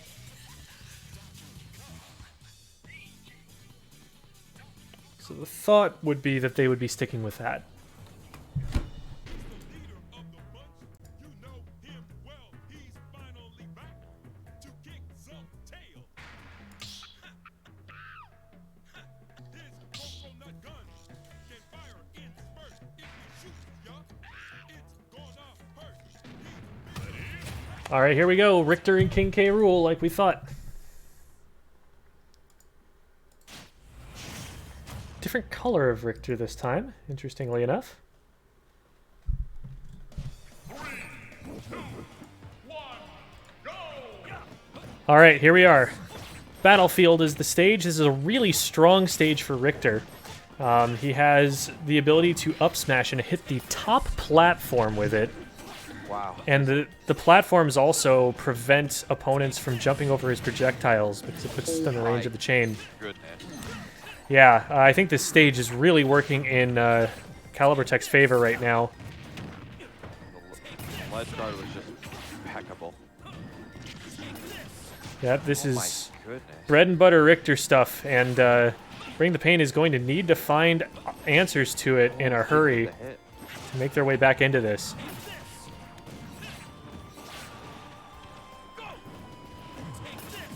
Oof. Gets right up on top of the holy water. You know he's going to be putting that out there. He hits the forward smash from the perfect positioning for it.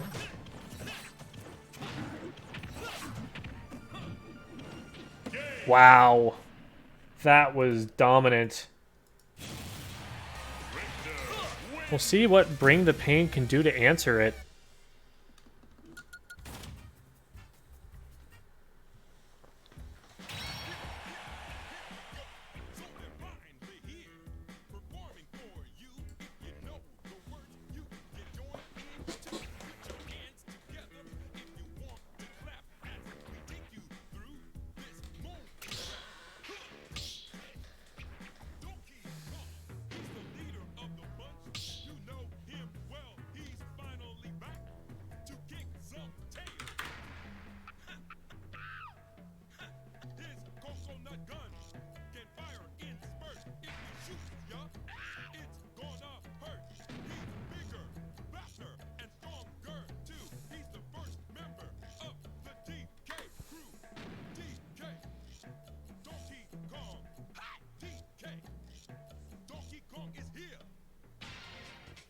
That was a crazy match. Yeah, I think the stage definitely was something that Bring the Pain was not expecting to work so well into Richter's favor. Probably not going to go back there again. But the thing that we need to see out of Bring the Pain for him to really bring this back is for him to start anticipating what Richter is going to be setting up. Because those traps, you know, Richter's known for them, they are really dangerous. They do cover a lot of options, but they don't cover all of the options. And Bring the Pain needs to not be overwhelmed, but to just figure out, okay, what space is safe for me to be in right now? What space can he move to cover before I can get there? How do I maneuver so that I can stay out of the danger zone? Part of that comes with neutral. I think the neutral game needs to go in his favor because Richter's punish game is really strong. It's just a matter of being able to pull it off. And he switches off the Richter. He switches to the Shulk. So not even sticking to the same game plan here.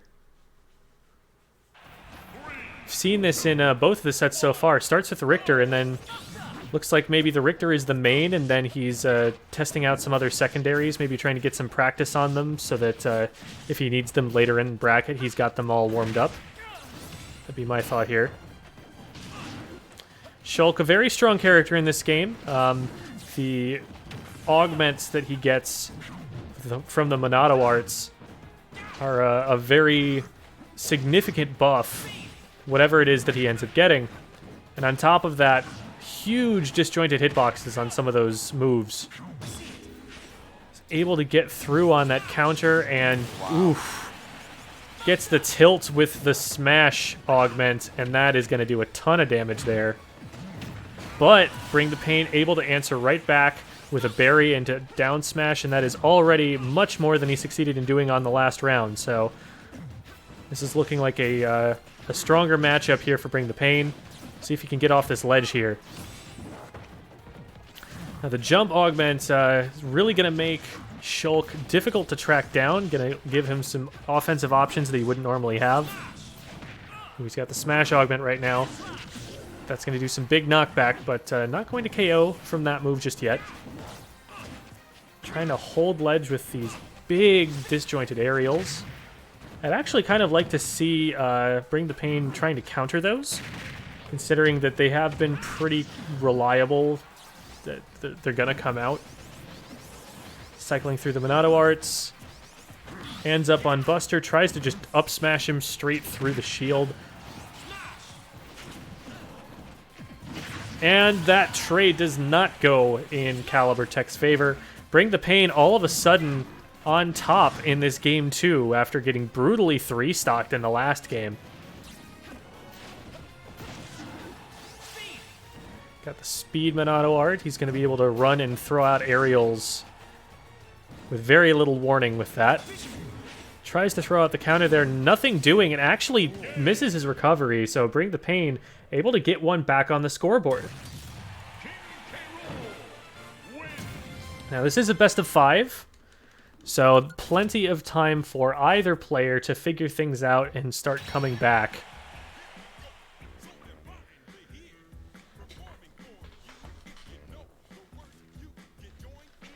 You have to think with after how game 1 went, with a 2-stock coming out in your opponent's favor, there has to be a character switch coming out from Caliber Tech here.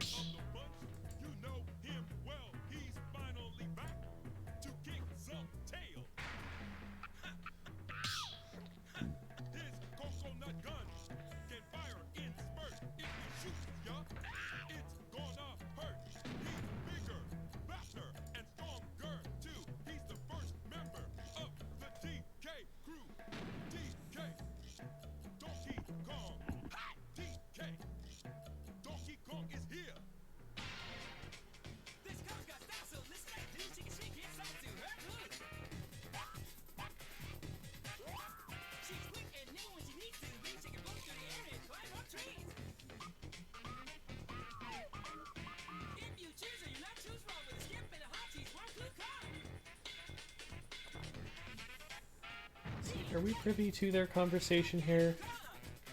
No, it doesn't show.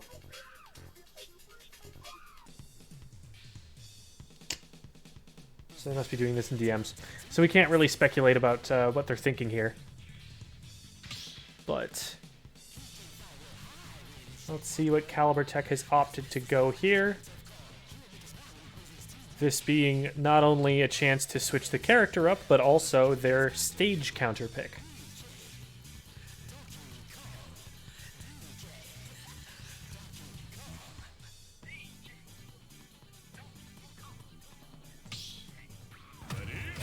Alright, there it is.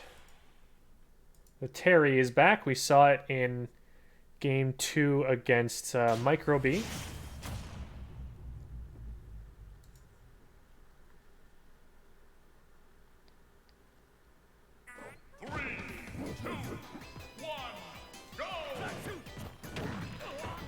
Alright. Starting off with a good setup from Caliber Tech here for the edge guard. Going to force K. Rool to recover low, and just charges a smash attack, which gets interrupted on the way up. Nice counter for Bring the Pain, though. Going to give them some stage control here, able to set up the projectiles. Great parry. Able to get them out of that situation.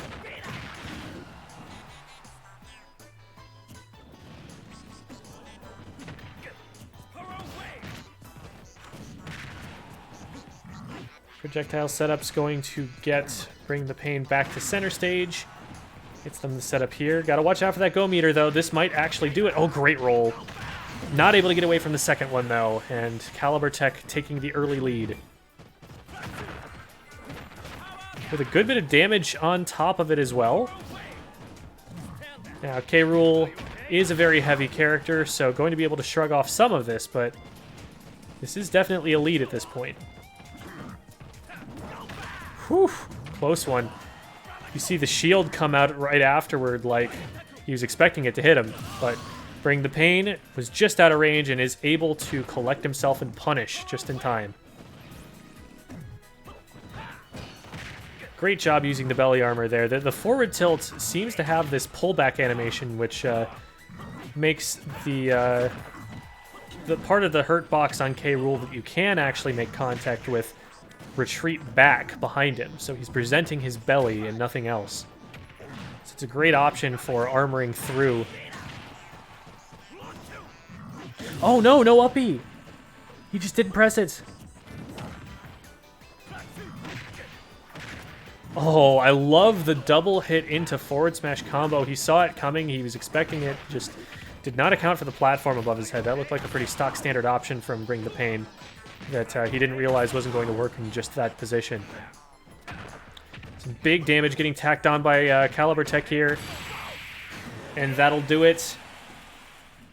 pulls out to a 2-1 lead.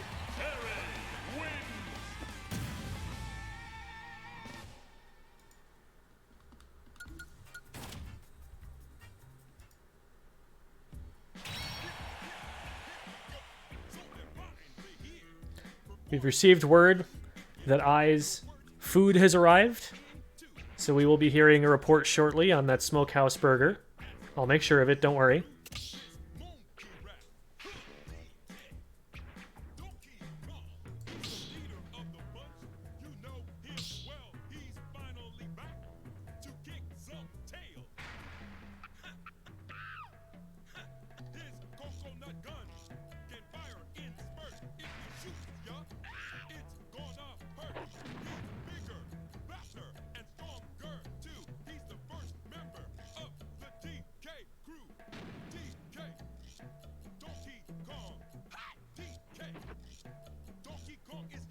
Is that Isa here?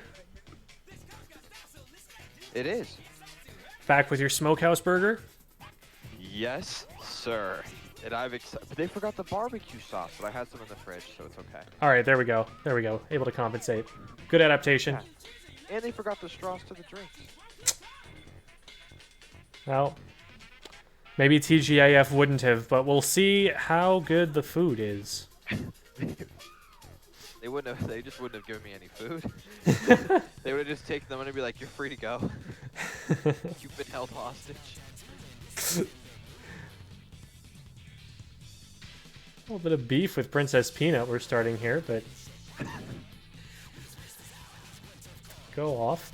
Well, at least So in we've Arizona, they're terrible. Yeah, maybe we have that out here. Maybe in Pennsylvania they're a little bit better. Anyway, Caliber Tech taking game 3 here. Switched to the Terry for that one. After the Shulk didn't end up working out in game 2. We saw the Terry in game 2 against Micro B, and that also went in Caliber Tech's favor, but it would appear that the Richter is the main, not just judging from the token, but also from the gameplay. I would agree.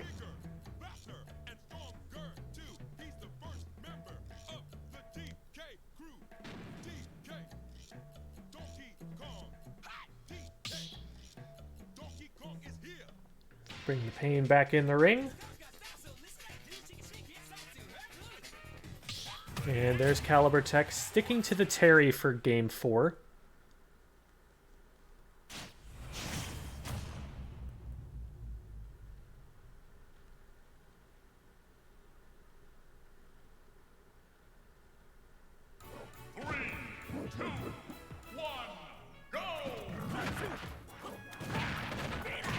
A big opening from Caliber Tech, 60% right off the initial engagement. Keeping the edge guard going, has 75%.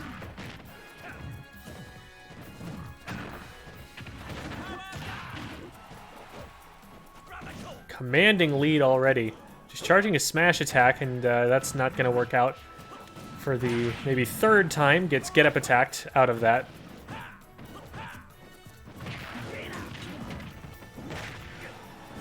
Bring the pain trading a little bit more damage back now. Got him up to 80. Oh, if that had landed, that actually might have done the job, but as it is, he's going to fall down on top of a forward smash and be down initially.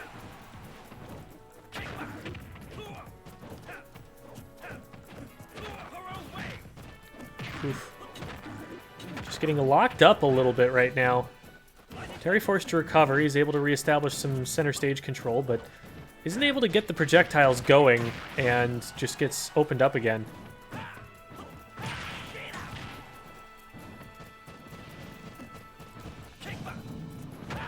Some tricky movement coming out of Caliber Tech. Going off the side of the stage to come back with a back air. That was a good mix-up right there. Fake the hit, cause him to go for the counter, and then punish him.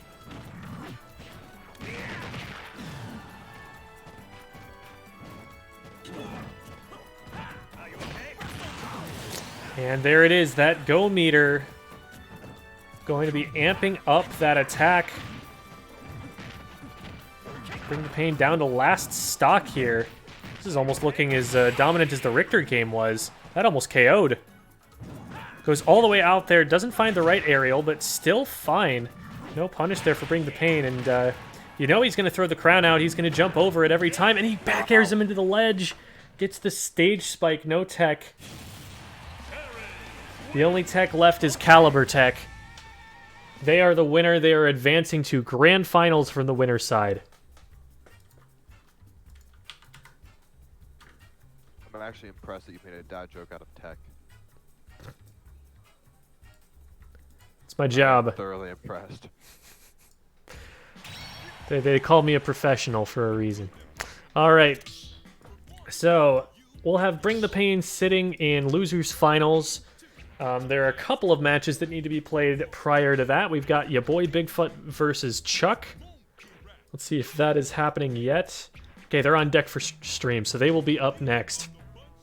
Have not seen Chuck yet, but Chuck has made it a pretty decent way through this event. They beat Rule Tito in round 1. Lost to Caliber Tech, not a bad loss as we've seen. Caliber Tech making it all the way into Grands. And then has made an absolute run through losers so far. 2 O's all the way through up to this losers quarterfinals match. Loser gets 5th in this set here. So we'll see what they can pull together here. We've seen your boy Bigfoot, I think, twice so far already, so we're well familiar with their playstyle. Kirby player, very aggressive. Gonna kind of just be using a lot of those special moves, especially the down B from floating above their heads. Mix in some up B to catch them out of the air.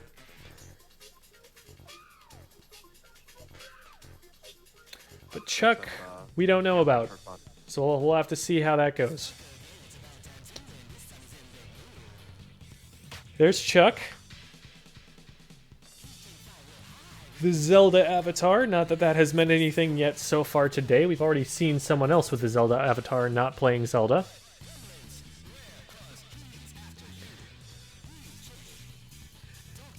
Very excited about the prospect of a Breath of the Wild 2. Breath of the Wild 1 was a gorgeous game. Very much looking forward to it. And perhaps that is why Chuck is using that token there. I agree. Did you ever get a chance to play it, Eyes? Breath of the Wild? So, when the Switch first released, there was 2 games on it. Breath of the Wild and I think it was like 1-2 Switch. Yeah, like this. I think The Wii Sports equivalent, yeah. Yeah. And I put about 5 or 6 hours into the game, and then sold the Switch and Breath of the Wild for a profit. Gotcha. I was like, yeah, this wasn't worth my money. I wasn't a fan. Dang. All right. But I'm in the minority on that because it's a great game. Well, we got your boy Bigfoot in here. I mean, you sold it for a profit, so that's a good look for you. Oh yeah, no, we don't take L's, all right.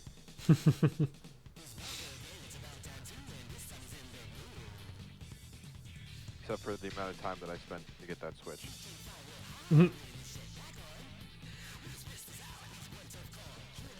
Yeah, when they first release, they're never easy to get your hands on. Yep, late night standing in front of a Best Buy. Which is what I'll be doing for the Xbox Series X. I hope that one's worth it. That one I know it will because I think some game like Call of Duty and FIFA will already have been out, and then they just get upgraded to the new console. So I'll okay. at least have those.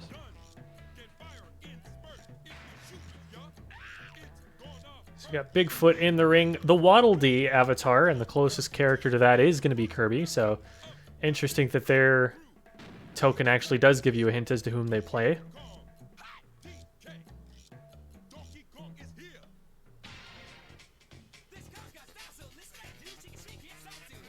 I guess we do still have eyes on the Bowser. I I still maintain that the profile avatar is more likely not to be the character that you actually play in the game.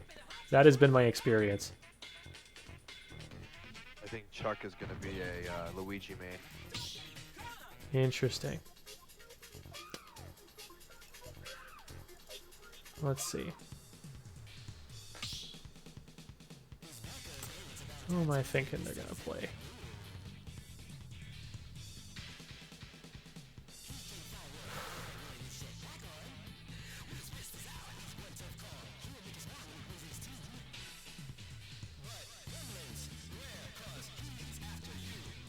I have no read.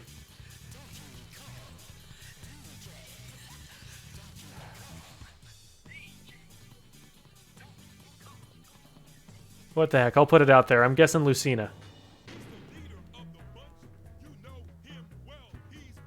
That is quite the call.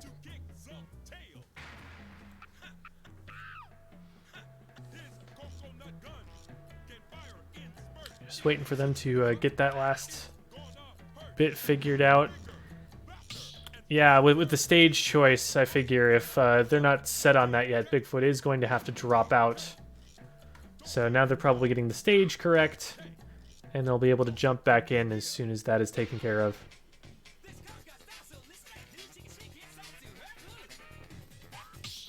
Okay, looking like they're going to Battlefield.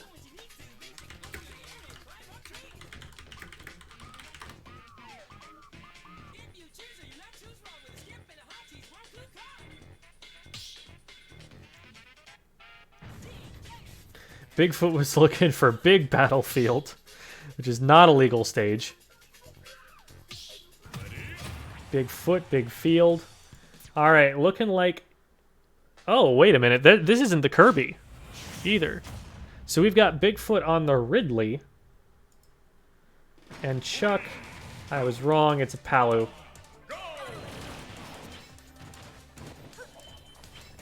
Very interesting. They would switch from Kirby.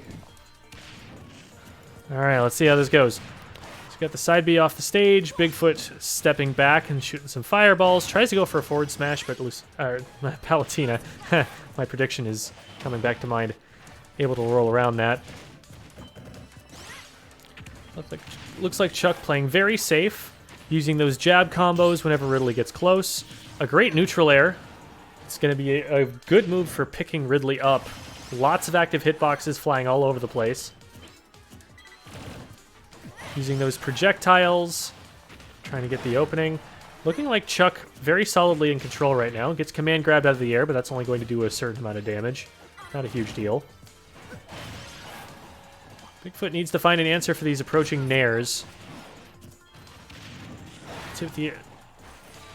Explosive light out of the sky.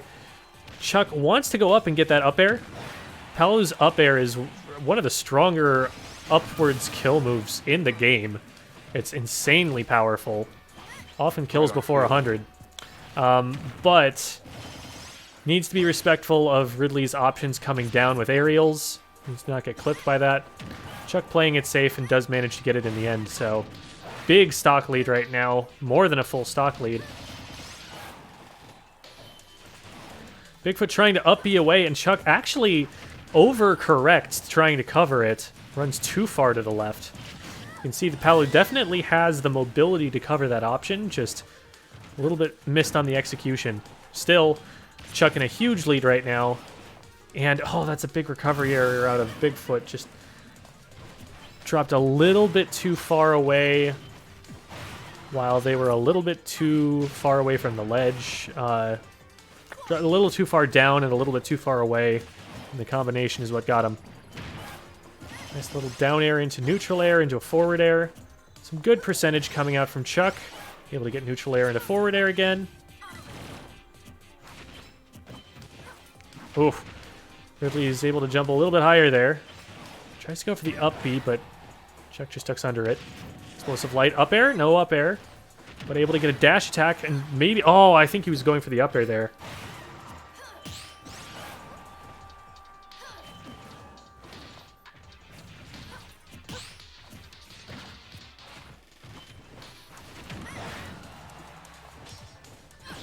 Tries to snipe him with the up smash. Probably going to get a back throw here. Not going to KO, but close to it.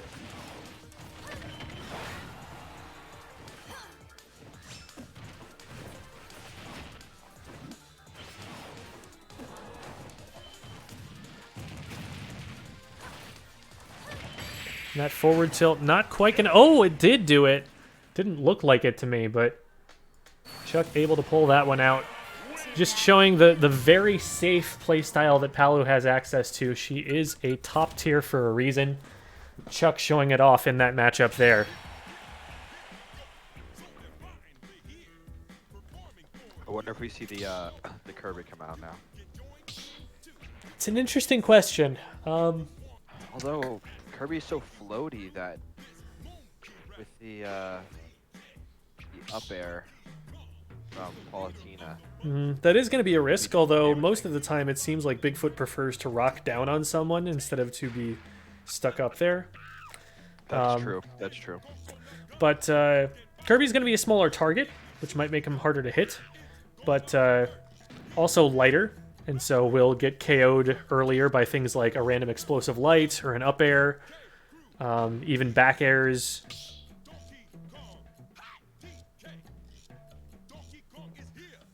Yeah, I think it'll be interesting to see what they go for here, but I don't know that Ridley is the matchup. Chuck has opted to stay Palu, so that will give Bigfoot the potential opportunity to respond to it. Looking like Bigfoot wants to run it back, but playing as the Kirby. There it is.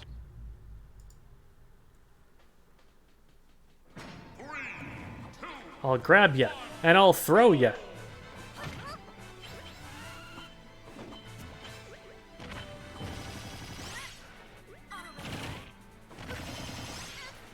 Chuck in pretty clear control right now.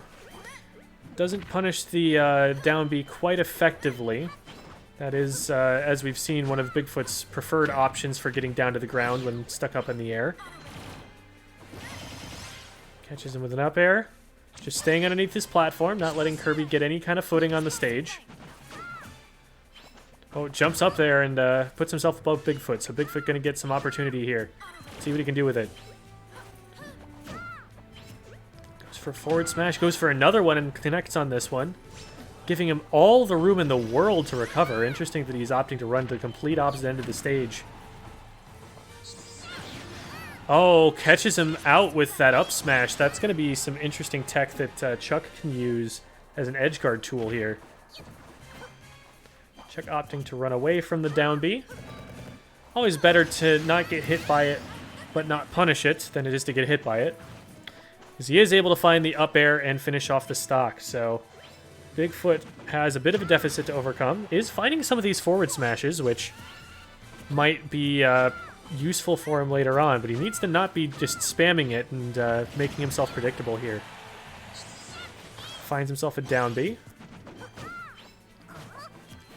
Chuck gets all the way away, gets an explosive light into an up air. Good bit of damage there.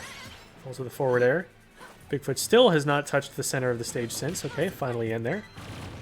Closes with the dash attack, catches him out of the air with the up B, tries to down B, and if Chuck hadn't fallen off the platform there, that would have actually been a really interesting combo.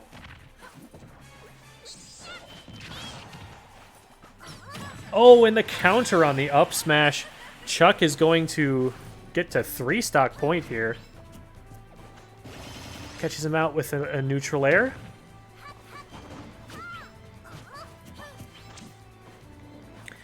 And trades inexplicably with the side B. You'd think you'd want to maybe bait it out. He taunts like, yeah, okay, I messed that up.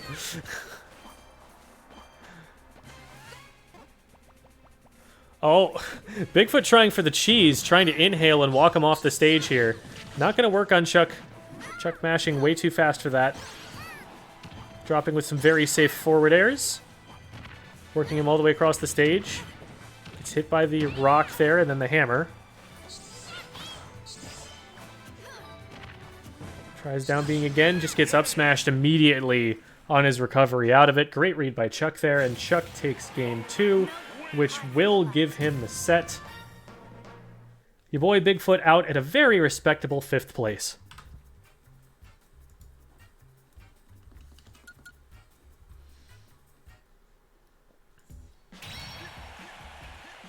Was I muted that entire game? I think so, yeah. Nice.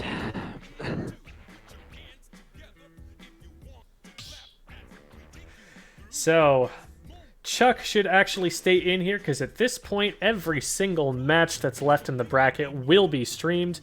We only have one at a time. You're here until you lose. We've got Chuck versus Paper coming up first. That'll be our losers semifinals set. So Sheik versus Palu. Palatina.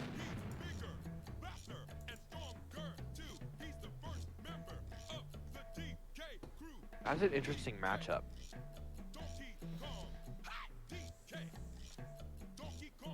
Who do you favor? So, one thing that we can say here is we did see Paper playing against Archer's Palatina earlier on, and that did go in Paper's favor. Now, that doesn't necessarily speak to the matchup, more so to the two players. Chuck does appear to have some of his setups here figured out, like he's getting, for example, Explosive Light into up air pretty reliably.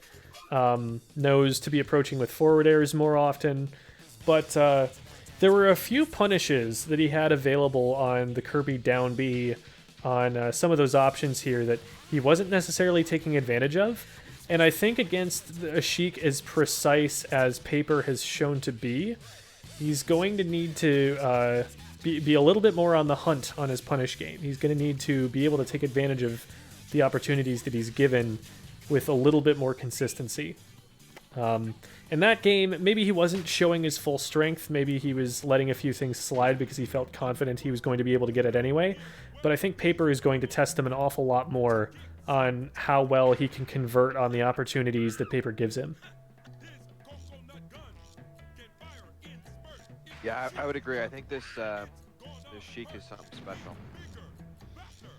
It's a very sticky Sheik. If it gets on top of you, you're going to eat 7 or 8 moves in a row before you can move again. Each one hitting for 2%. True, but that adds up. And it can also be tilting. You know, if you feel like you can't move, sometimes that mental damage can sway someone one way or another. But I think any seasoned competitor should at least be ready for that sort of a situation. Maybe have a game plan or a way to calm themselves. We've got Chuck and Paper in here. Chuck with the Zelda avatar, Paper with the snake. Paper we've only seen on the Sheik, and Chuck we've only seen on the Palatina. So my theory is further evidenced.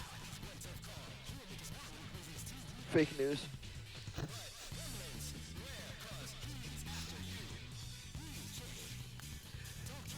I'll give you some real news real quick. We are Bravest Esports.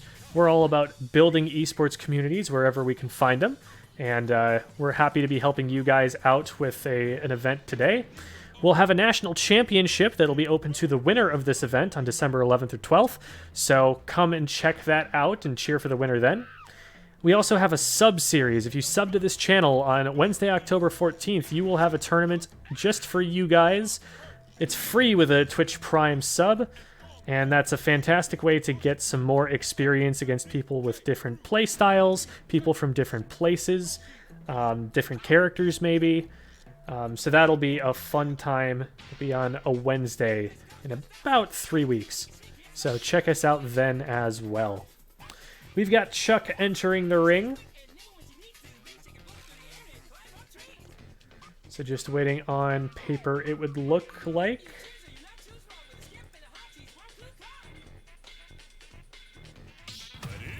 So here we go. We're going to... I almost said PlayStation 2. Pokemon Stadium 2. It's going to be Palu versus Sheik, like we anticipated. 3, 2, See how they do. This is loser semis. I hope you like being countered. It's hard to tell if that was the down B counter he's talking about or the character counter. Palu is a top tier. Sheik generally not considered quite that strong. But the neutral game is definitely nothing to scoff at. So we'll see how safely Chuck can play around this slippery Sheik. Going pretty even so far in terms of damage. Big up smash coming out of Chuck. Going to give himself some space, but he's not really finding solid ways of using that space yet. The explosive lights have generally appeared to be dodgeable by Paper, and it's really hard to get the auto reticle to hit at the right elevation to make contact, especially with a character as aerial as Paper is. So hard to say if he's going to really get that much impact off of putting distance between him and the Sheik. Paper executing pretty well on that edge guard. Gets a little bit more damage for his trouble. Not going to get the stock yet, though. Goes for a bouncing fish. That bouncing fish can set up into KO options, can KO itself. Will at least force an edge guard. Big forward smash coming out. Not going to KO yet. Rolls through it once again, and that is exactly what Paper was hoping for. Paper catches him with the down smash. So Chuck is going to need to find a way back onto the level that does not involve what he's been trying there, because he's gotten punished for that twice, and the second time it was at the cost of his first stock. Chuck with a great anti-air forward air. That's something Chuck seems to be really good at it. Interrupting when he knows his opponent is going to be jumping at him. Great forward tilt there from Paper to interrupt the ledge get up. Yeah, again, I'm thinking Chuck might want to play a little bit more towards the center, because he seems to be having the most trouble when he's put off the stage or forced to get up from ledge. Ooh, that combo would have been spicy. Big downer coming out of Chuck, not quite going to KO. He's not going to find the explosive light either. Tries to get up with the back air, but Paper rolled all the way. Oh my god, he went all the way out there with the bouncing fish. Almost gets the stock that way. Chuck hanging on. Gets the ledge jump out. Good patience on his part, and he gets a counter too. I hope you like being countered, and there is the explosive light to catch Paper before he can land. So, Chuck behind by a little bit, but still on the same stock as Paper. Anything can happen. Let's go in with a back air. Nice safe spacing, but doesn't get any benefit out of it. There's the neutral air. No forward air. Paper able to come back with an air. Gets the forward air and gets the bouncing fish, and that will do it for the stock. That is one of Sheik's few kill confirms that are actually pretty reliable.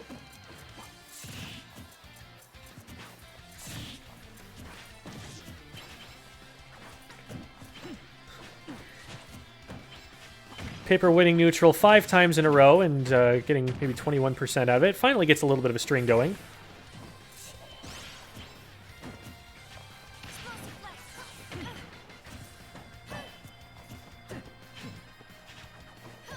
Chuck, overcommits to the forward tilt. Not a huge punish. Only a few percent. I like the offstage neutral air. Forced to recover, though, and Paper able to drop down with the nair. A nice reset on the platform with the drag down up air. We saw that once earlier.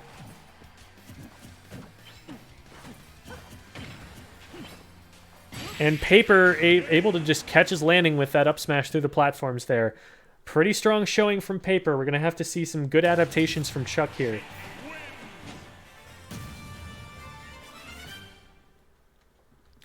This is a best of 3 still, meaning that this is tournament point for Chuck. He's going to need to win the next 2 games to stay in it.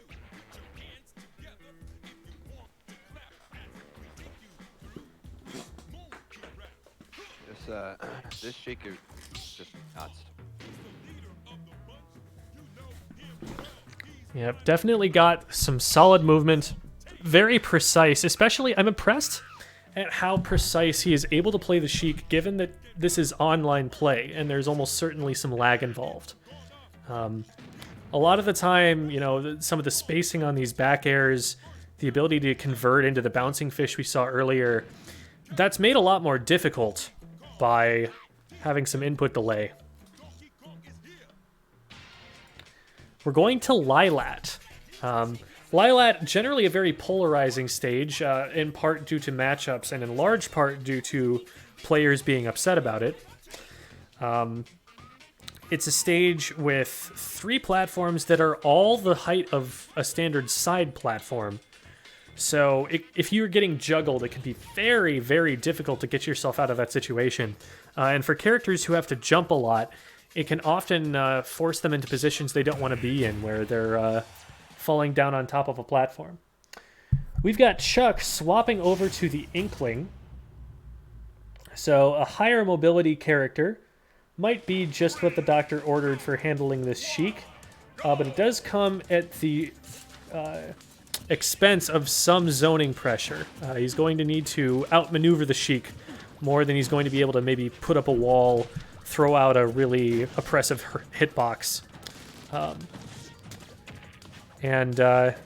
So it's going to be a little bit more challenging to play, even though he now really does have some strong tools to work with to get around Sheik to play some defense here. A much slower start to this one. Chuck taking a lot of percent early, and that edge guard actually does it. The double jump was clipped. He didn't get full value out of it. And Paper able to capitalize by just letting him fall.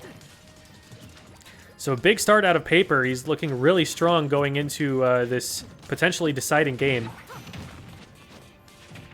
Still tacking on the percent. Doesn't seem like the platforms are really getting in Paper's way right now. And Chuck has not really been able to put together much of a punish game yet. It's been isolated hits. So, ooh, I love the use of the platform there, the runoff forward air, when it seemed like he was just going to land and do nothing. Charges up some ink, but eats a needle for it that puts him in a rough position. Good roll. They trade. Paper still getting stage control. Ooh. Dangerous. Oh, and he tries to get a little too fancy with the movement there. On the berry, what Chuck is going for is a smash attack that's going to KO while the opponent is still grounded. And so the movement towards that character needs to be pretty optimal if you want to get there before they can mash out. Strictly speaking, it's not guaranteed at all that the character should be able to mash out at a lot of percents, but once you get high enough, it can be really difficult, and so that makes it a great KO confirm. Very solid back air there. Does Sheik have 3 jumps? No. So her down B, the bouncing fish, which you just saw at the end there, that's an attack move that does sort of act like a jump, but it has a hitbox. Oh, okay.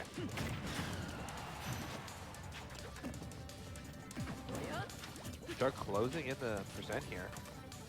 Mm-hmm. Yeah, Chuck's done a good job on this stock so far.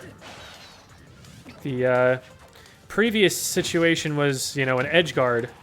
And once again, not following up optimally off of the berry. He's been getting it so frequently, you'd hope that he'd be able to convert it more often to a stock, because that's just a missed opportunity every time he's not hitting a smash attack off of that.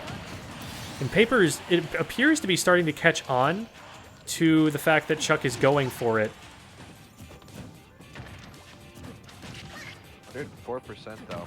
I was strong from Chuck on this last stock. Mm-hmm. Able to find those 2 stocks very confidently. Chuck looking like the Inkling was a pretty good choice for him for this matchup. He's got Paper all painted up, which means there's going to be bonus damage done. Just like in Splatoon, though, you can't necessarily just walk at someone with a roller. You need to get a little bit more creative. Maybe come from the air with it.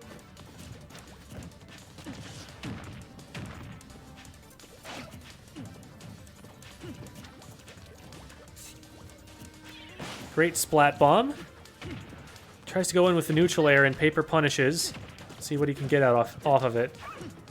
Not an awful lot. but still has stage control here. Good patience on Chuck, not going for a shield grab or an out-of-shield option, just waiting in shield.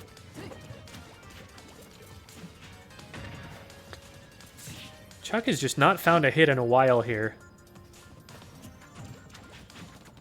Going for the rapid jab there, putting himself in a pretty vulnerable spot considering that it was missing. He might be a little bit nervous right now, given that he's so close to elimination, that he's on his last stock here. He's not won neutral in a while. Out of ink as well, and that will do it, that smash attack. Maybe he was just desperate to get his ink tank filled up again. But Paper doing a great job of keeping the pressure on and managing to seal that game 2. Very close one there. Great job to chuck on that Inkling, bringing it so close to even. Yeah. I mean, they were behind by a stock. He was like, oh, this one's looking like it's not going to go well. Brings it back, and it's pretty much an even game, and just couldn't get the last stock, but it was a great performance from Chuck. All right, so now we get to see the matchup that you had predicted as grand finals here. Bring the Pain versus Paper. It's losers finals, so 1 round off, but still a pretty good call.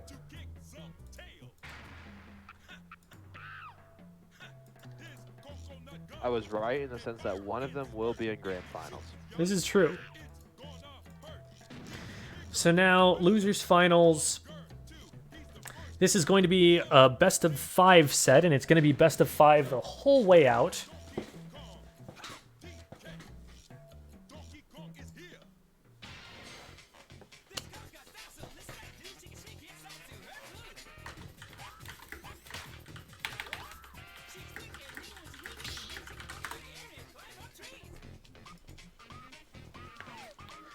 So here we are. Paper versus Bring the Pain. I mean, paper cuts do bring pain. True. And that is kind of an apt way to think about his playstyle. It's not one big punch in the face. It's death by 1,000 cuts. Some lemon juice. Yes, that's for sure. All right, here we go. Getting right into it. Same characters, which was expected. Mm-hmm. Neither one of them has played a different character so far in this tournament. We're starting on Final Destination. So my big question here is, can Bring the Pain reliably tack on damage? I think if he can, that he has a really good shot here, because he's a very heavy character that, despite being somewhat easily comboed, is going to survive for a while. You can see, you know, it's still even despite the fact that neutral has been very heavily controlled by Paper so far. Ooh, the bouncing fish off stage, though. That's threatening. Going off stage to try and finish the edge guard. That's very hard to do against K. Rool. The little helicopter blade at the top of his head does work in this game. Yeah. Tries to counter, and Paper actually misses it and goes for the neutral air all the way off stage, hitting this back air. This is actually going to do it. Phenomenal edge guarding from Paper. Well played.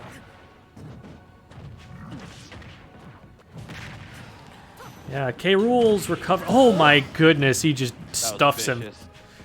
That was vicious. And see, that's what I'm talking about. You know, Paper can be in control the entire match, and then just one hit like that, and all of a sudden it's back to even again. So, yeah, the thing about K. Rool's recovery is that while it is a very, very good low recovery, if you're able to get around to the side of it, it's pretty linear and it's pretty vulnerable. And Sheik is exactly the kind of character who can get the angle that he needs. What a combo! My god! Paper taking him all the way from right to left.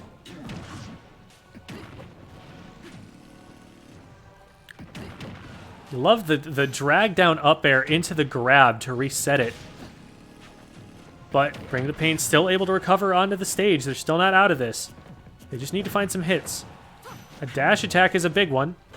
Tries to go for the armor forward tilt. Doesn't find it, but it is going to survive from that one just for the time being. Oh no, he stage spikes him. Paper. Wow. Paper gets dragged down. And man, Bring the Pain. Bringing it back to even once again.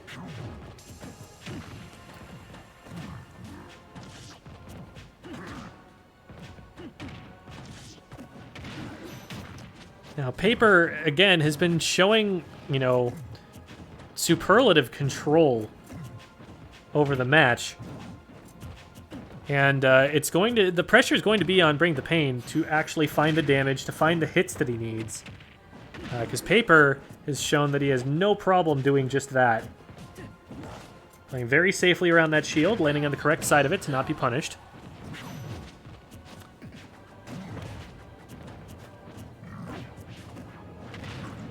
Good throw there, throwing him to the left so that he catches the crown, and the crown isn't able to come back and hit Paper. Smart play there. Oh, he's going to be able to interrupt this and stage spike him against the bottom, and Paper will take game 1 of Losers Finals. The combos in that game were just unreal. Yeah. That was some pretty solid Sheik play. And you can see there Paper taking full advantage of the linear recovery that Bring the Pain is forced into when he gets down that far. He knows that, you know, the K rule is going to go straight up towards the ledge. So if I'm a little bit past the ledge, if I'm a little bit further off to the left, I can just hit a back air from there and there's no hitbox to protect him. Looking like they just decided to run it straight back.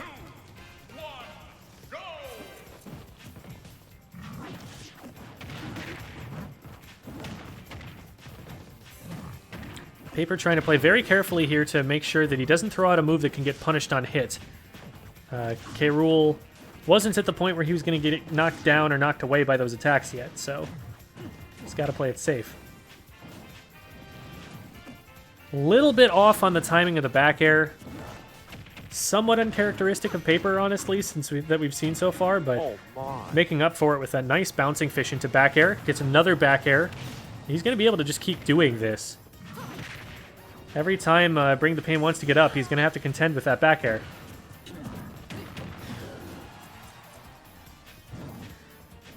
It's just, again, Bring the Pain isn't actually, you know, off stage yet. He's not been KO'd.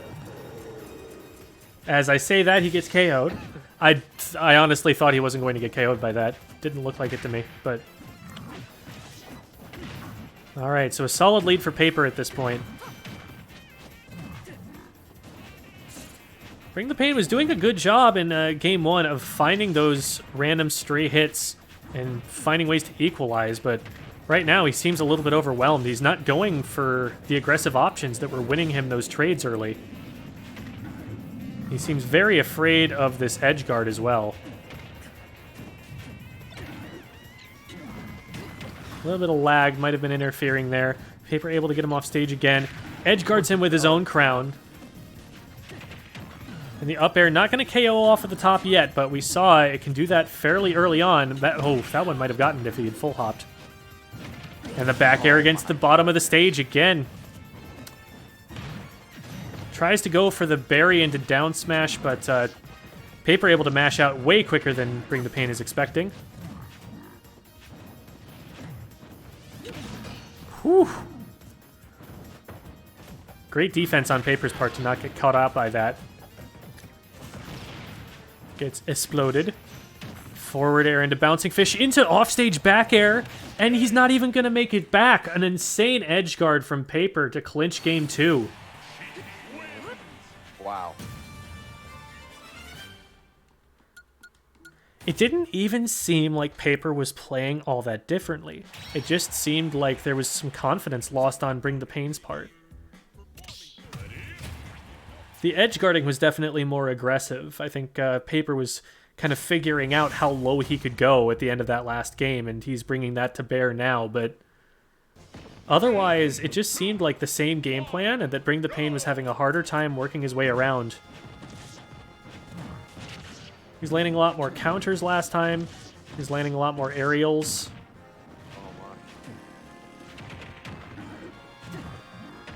Tries to counter again and does it too early. Just the offstage back air. Goes for the counter too late this time. Tries to throw out the crown to protect himself, but Paper's not going out. My goodness. And when he gets his feet on the ground, it seems like he's not sure what to do. He just kind of stood for a second there instead of maybe throwing out a shield, maybe trying to get an attack move out.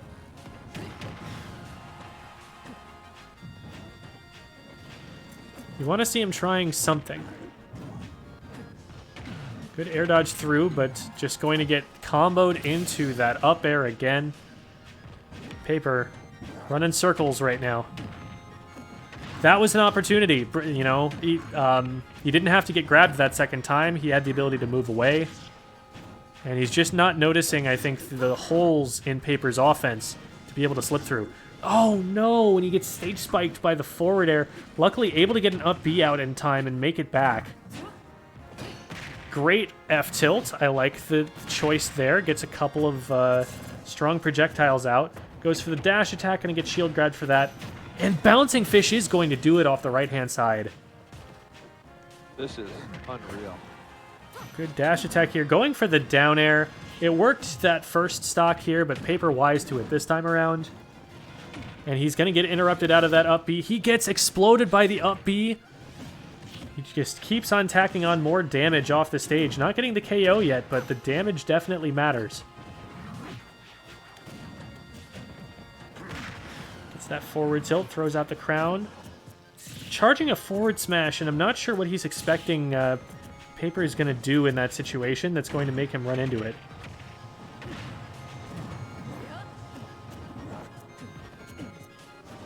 Paper goes in with a forward air.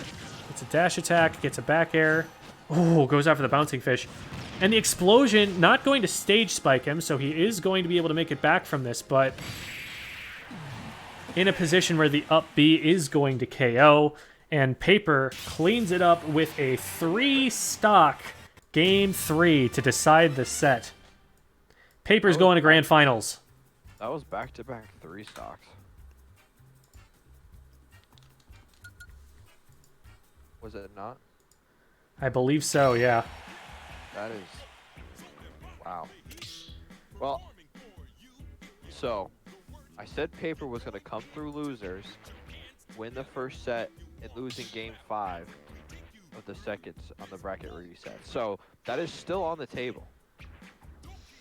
That is definitely possible, and the last set between Paper and Caliber Tech was a 2-1 in favor of Caliber Tech, so these are two closely matched opponents, and it's kind of insane that they're getting the rematch from their round 1 winners match. The very first set either of them played was against each other, and the very last set of the tournament will be as well.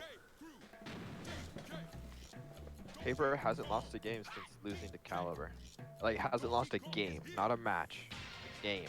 2-0, 2-0, 2-0, 2-0, 2-0, 2-0, 2-0, 3-0. I guess I said one too many 2-0s, but you get the idea. Yep.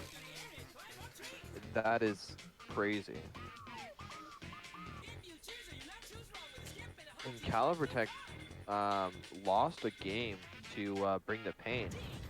And Paper 3-0'd with back-to-back 3 stocks. I think this match could be crazy. Apologies for the delayed response on this, Jordan Yeats, but this tournament is already almost over. This is the very final set of it. If you're looking for more that you can join, we do have our sub-series tournament coming up in a few weeks here. So you can check that out. You can also check out our Discord and find some other players that you could potentially meet and get some games in with. But this tournament is a private tournament held for Marywood University students. And obviously we started it almost 3 hours ago, so it's a little bit late to be getting in at this point. Sorry about that. Here's Caliber Tech. I'm anticipating we start off on the Richter. Especially given that this was one of the players who gave him more trouble than almost anybody else so far in this tournament. We'll see where it goes from there. Yep, we've got the Richter. And he's playing a different color Richter every time, it seems. This is an odd matchup. A very projectile-heavy character versus a very in-your-face, on top of you the entire time kind of character. Yeah, it's kind of the unstoppable wall, immovable object, or unstoppable force, immovable object thing. Can Paper force his way through the projectiles using that insane mobility in the combo game to get his percent? Or is he just going to run into projectiles? Is he going to run into disjoints? This seems like a hard matchup for Sheik on Paper, so... Yeah. So we'll see. That was unintentional, but I love it. Ooh, a really great setup there from Paper, converting just the tiniest of neutral wins into an edge guard opportunity. He got hit by his own flame bomb? What would you call that? Yeah, the holy water. Holy water. It's beautiful. You can burn Pichu with holy water in this game, exposing him for the demon that he is. So, big so forward smash. Yep, hitting with the tipper hitbox there. It's going to do more damage. He had the right spacing on it. But Paper showing that he's able to make edgeguard KOs work, and that is something that's going to be really dangerous against the Richter. Richter, one of the weaknesses of the character is a much worse recovery than a lot of the other characters in the game. It's very linear, it's fairly short. If you can get down there off the stage, like we've seen Paper do against Bring the Pain, you can interrupt it and push him far enough away that he can't make it back. Great mobility across that platform from Paper. That was textbook. Ooh. And also great smash DI to get himself out of the holy water before any follow-up can come through.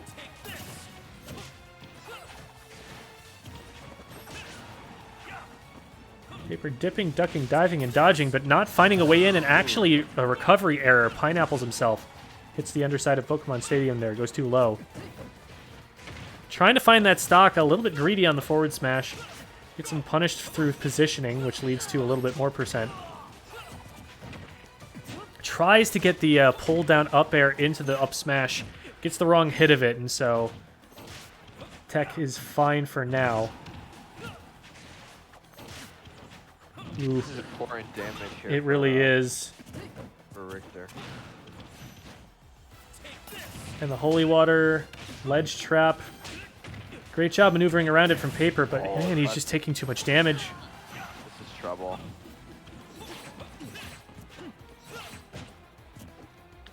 Gets a grab. Can he follow up with a KO move? No, he can't. Oh, I thought for a second. This percentage, it's just really hard. What's going to combo? Nothing. He's going to get a stray back air and KO him off the left-hand side. All right. Ooh. Let's see what Paper can put together. He's got an opening here. That forward tilt, very dangerous. It's going to start getting to KO percent for that forward tilt at some point here. For such a fast option, it does a lot of knockback. Oof. Yeah, you see if he hits that on the far left-hand side of the stage now, I think that just KOs. I think so too. Taking the boomerang damage here. I think even at 140 now, I think it might just be stock him regardless.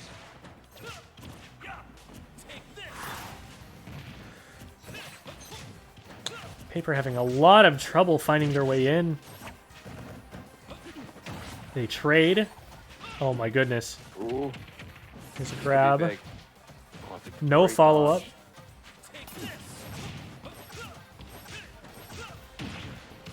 Oh, and there it is. No, not quite. What? Oh my god. And he taunts, which doesn't give him enough time to set up. Doesn't matter. Able to find another aerial. That taunt, if that taunt had cost him, man, that would have been a huge moment of regret. Because he didn't have a chance to set up his ledge trap because he was too busy clowning it up on the other side of the stage.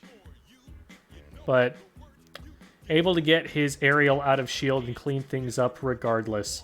So Caliber Tech pulls away with that one.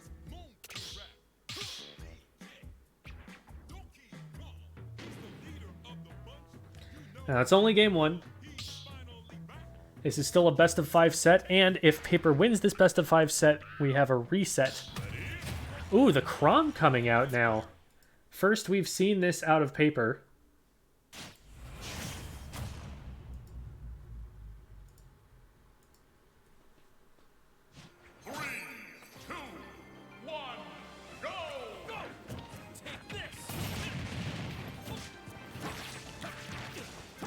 Great combo off the side here.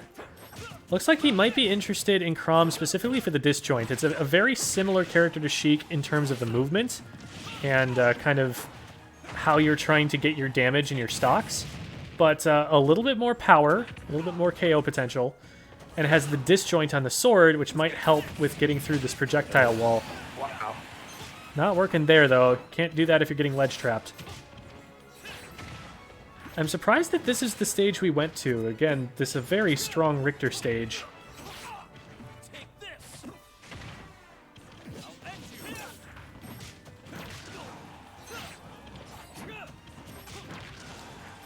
The back airs from Paper are going to be a huge boon, especially given how many of them he was able to land as Sheik. With Chrom, that's actually, you know, a real KO move. One that will KO in situations other than they're at 150% off the stage.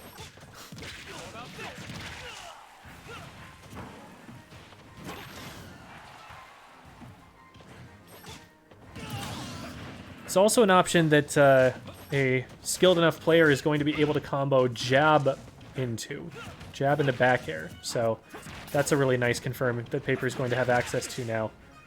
Great side B combo. He's playing the ledge extremely well right now, making it really hard for Caliber Tech to make it in. Looking like we're going to have someone disconnect here, unfortunately. Yeah. Although, I mean, it's a dead tie at least. And this is a no contest, so it might be that one of the contestants disconnected. Yep, we've seen this happen with Caliber Tech earlier. Yep. So, if I'm remembering correctly, it was very close up to that point. They might just... Two stocks, 48%, 50% or something. Yeah, so I think they shouldn't really have an issue here with just restarting the match. Yeah. Or if they really want to, then they can just both die off the start and have two stocks if they really want to start where it left off. Yeah, I don't think it's going to make a difference. They'll probably just replay from here.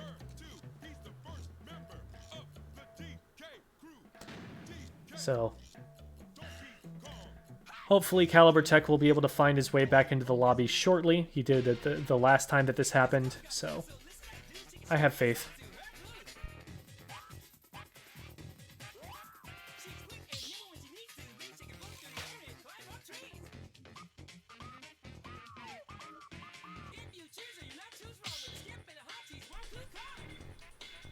I've received word that they have agreed on Paper taking the win for Game 2 on account of the disconnect. But it looks like they are now just going to go back to the same stage and characters that they were playing and call this Game 3. Oh no, they're going to Smashville, actually. He did counterpick.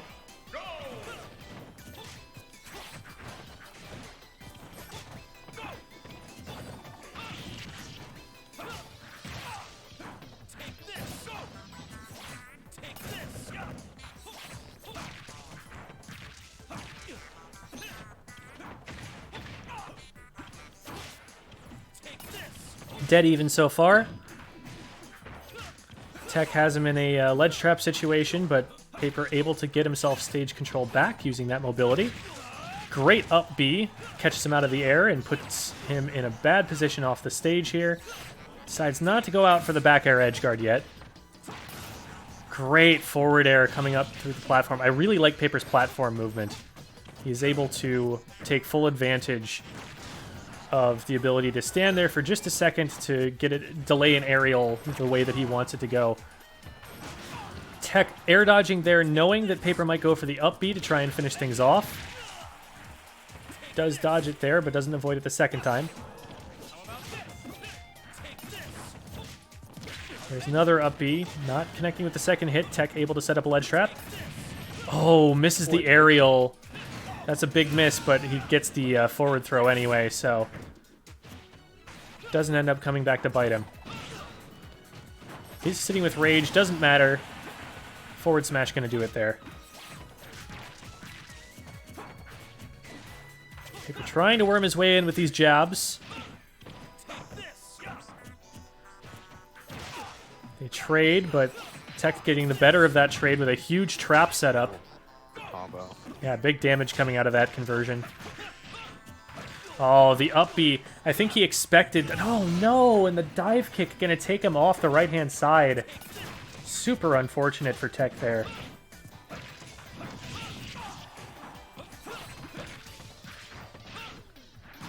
Paper has him in a really good spot right now. Great job coming down from Tech. Maybe a little bit of a miscue from Paper, but good capitalization regardless.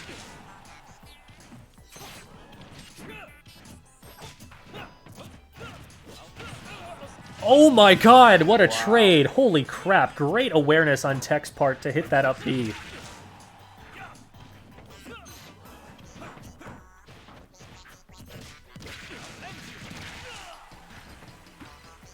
Paper threatening with the up airs to try and get Tech to commit to something. Tech doing a great job of preventing juggle situations here. Might be too little too late, though. This is a lot of damage he's taken, and that up air is going to do it. A phenomenal follow-up from Paper there.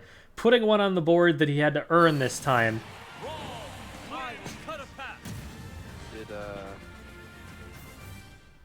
Was that game... So that's going to be game 3.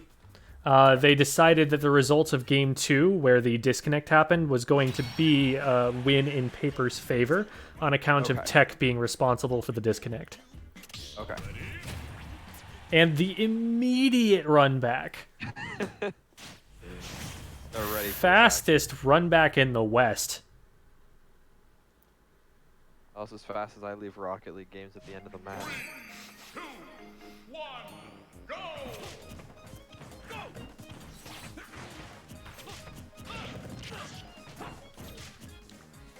Very tense situation with Paper not wanting to be where he is, but Tech not able to commit just yet.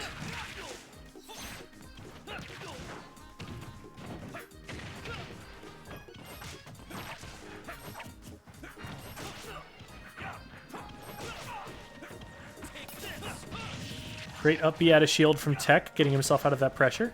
Boomerang is going to keep him safe as he lands. Great neutral air in neutral.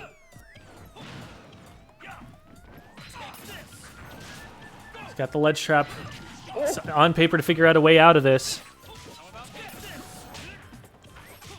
He's able to jump into center stage and get a back air off. Goes all the way off stage, hoping for that edge guard. Does catch him with the up B on the way back, but that's not going to KO yet. Oh man, what a well-placed axe. That covered everything. Beautiful from Tech.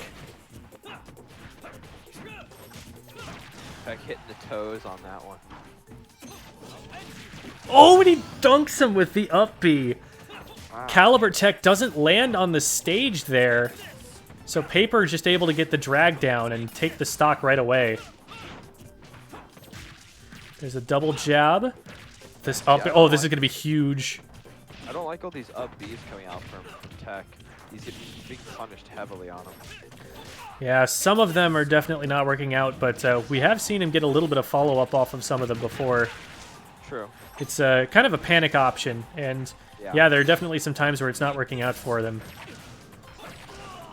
Whew, good air dodge, and he catches him with that up B. That was a good time one. I like the ledge trap here. Paper does a great job of maneuvering around it, and the up B out of shield, again going to keep him safe from Paper's approach. Paper catches him with this one, though. That one put him up on the platform. Yeah, and that up B does end up costing Caliber Tech the stock. Just with an aerial. Oh, zones him out a little bit too hard with those axes. I think Paper needed to start the up B from a little bit closer. There it is. Not able to get the forward air out. Paper is, he would have been able to continue the combo, but he just fast fell, I think, and that prevented him from landing what he wanted. Ooh, that was a huge jab into forward smash. If he gets the back air there, he wins. Unfortunately, goes way too far out there. He wanted it all, and he grasped a little bit too hard, went a little bit too far. Now we're on a game 5. Patrick said firmly grasp it, and that's what he did. Mm-hmm. That's... Firmly grasped it, and he ended up with a hole in his hand. Yep. History repeats itself. This is quite the match. Do you think we see a switch of character from Caliber Tech? We could potentially see the Terry. I think this being a potential deciding game, he might want to stick with what's been working. Yeah. Yep. Same matchup. Game 5. My prediction in the balance. In the balance. So this is it. This is either tournament point or reset point, one way or the other.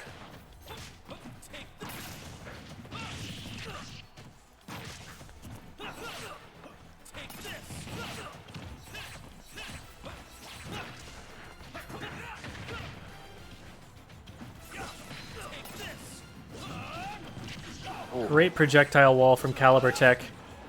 He hit everything there. Oh, that's a big whoops, though.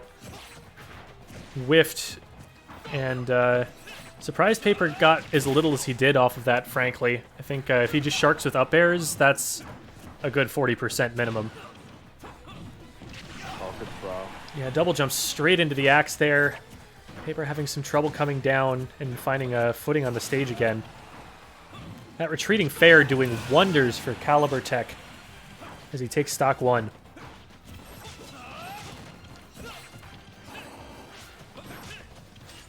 Big forward smash, not quite going to KO.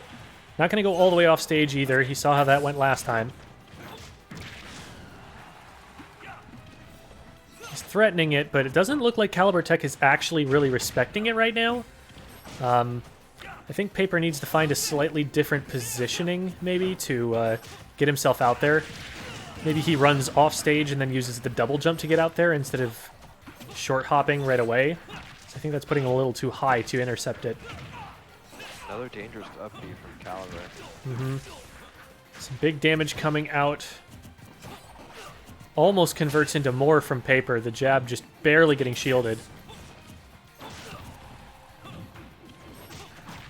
Forward air gets the side B. Ooh, big forward smash almost catches him. Forced to up B to recover. Almost gets clipped out of it. That was not a sweet spot. Oh man, I thought he was going to go for the forward air there. Might have hit. Right on the toes. I really like the way that Paper recovered there. That was fantastic. Dodged absolutely everything getting thrown at him. There was a lot of things getting thrown. Great cross-up back air. And he gets the forward smash. Doesn't KO? Are you kidding me? At that percent? No way. What an intercept with the aerial there. Caliber Tech pulling himself out to a surprise lead right when it looked like he was going to lose that stock. That could be big in this match. Mm-hmm. Paper lands a forward air. Oh, but any of this extra damage is just gravy for Caliber Tech right now. Oh my! You almost want to see Paper countering or something to get the pressure off him.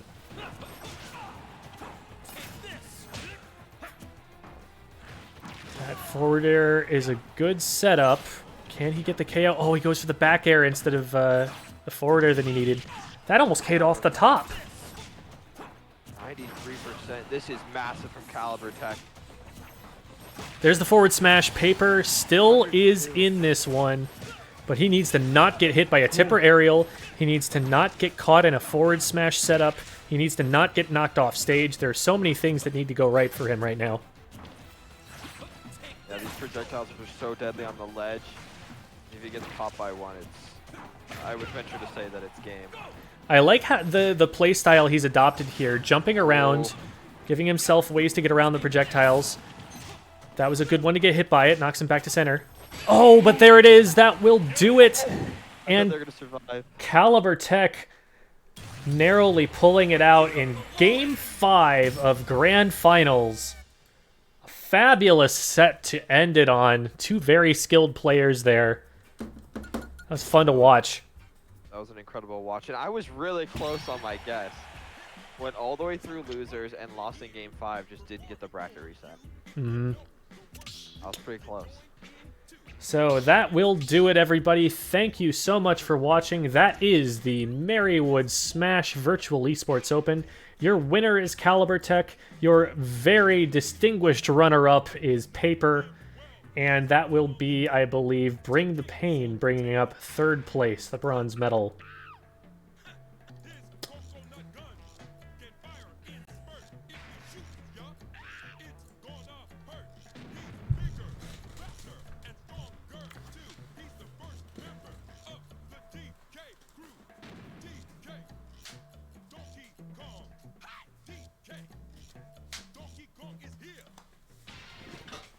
This cow got that, so let's get new chicken shake. Yes, I do.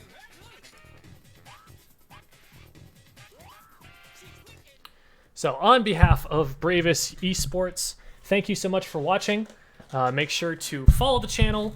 Also, if you subscribe, you get access to that sub-series tournament, so you'll get a chance to play some more games, so feel free to do that. And also, if you had a good time, let your university know, let your activities people know that this was a tournament that you would like to see again, and we'd be very happy to come back and do it for you one more time. So, I've been Jem, and I've been joined by Eyes. Hello. And thank you for watching. That's going to be it for us for the night.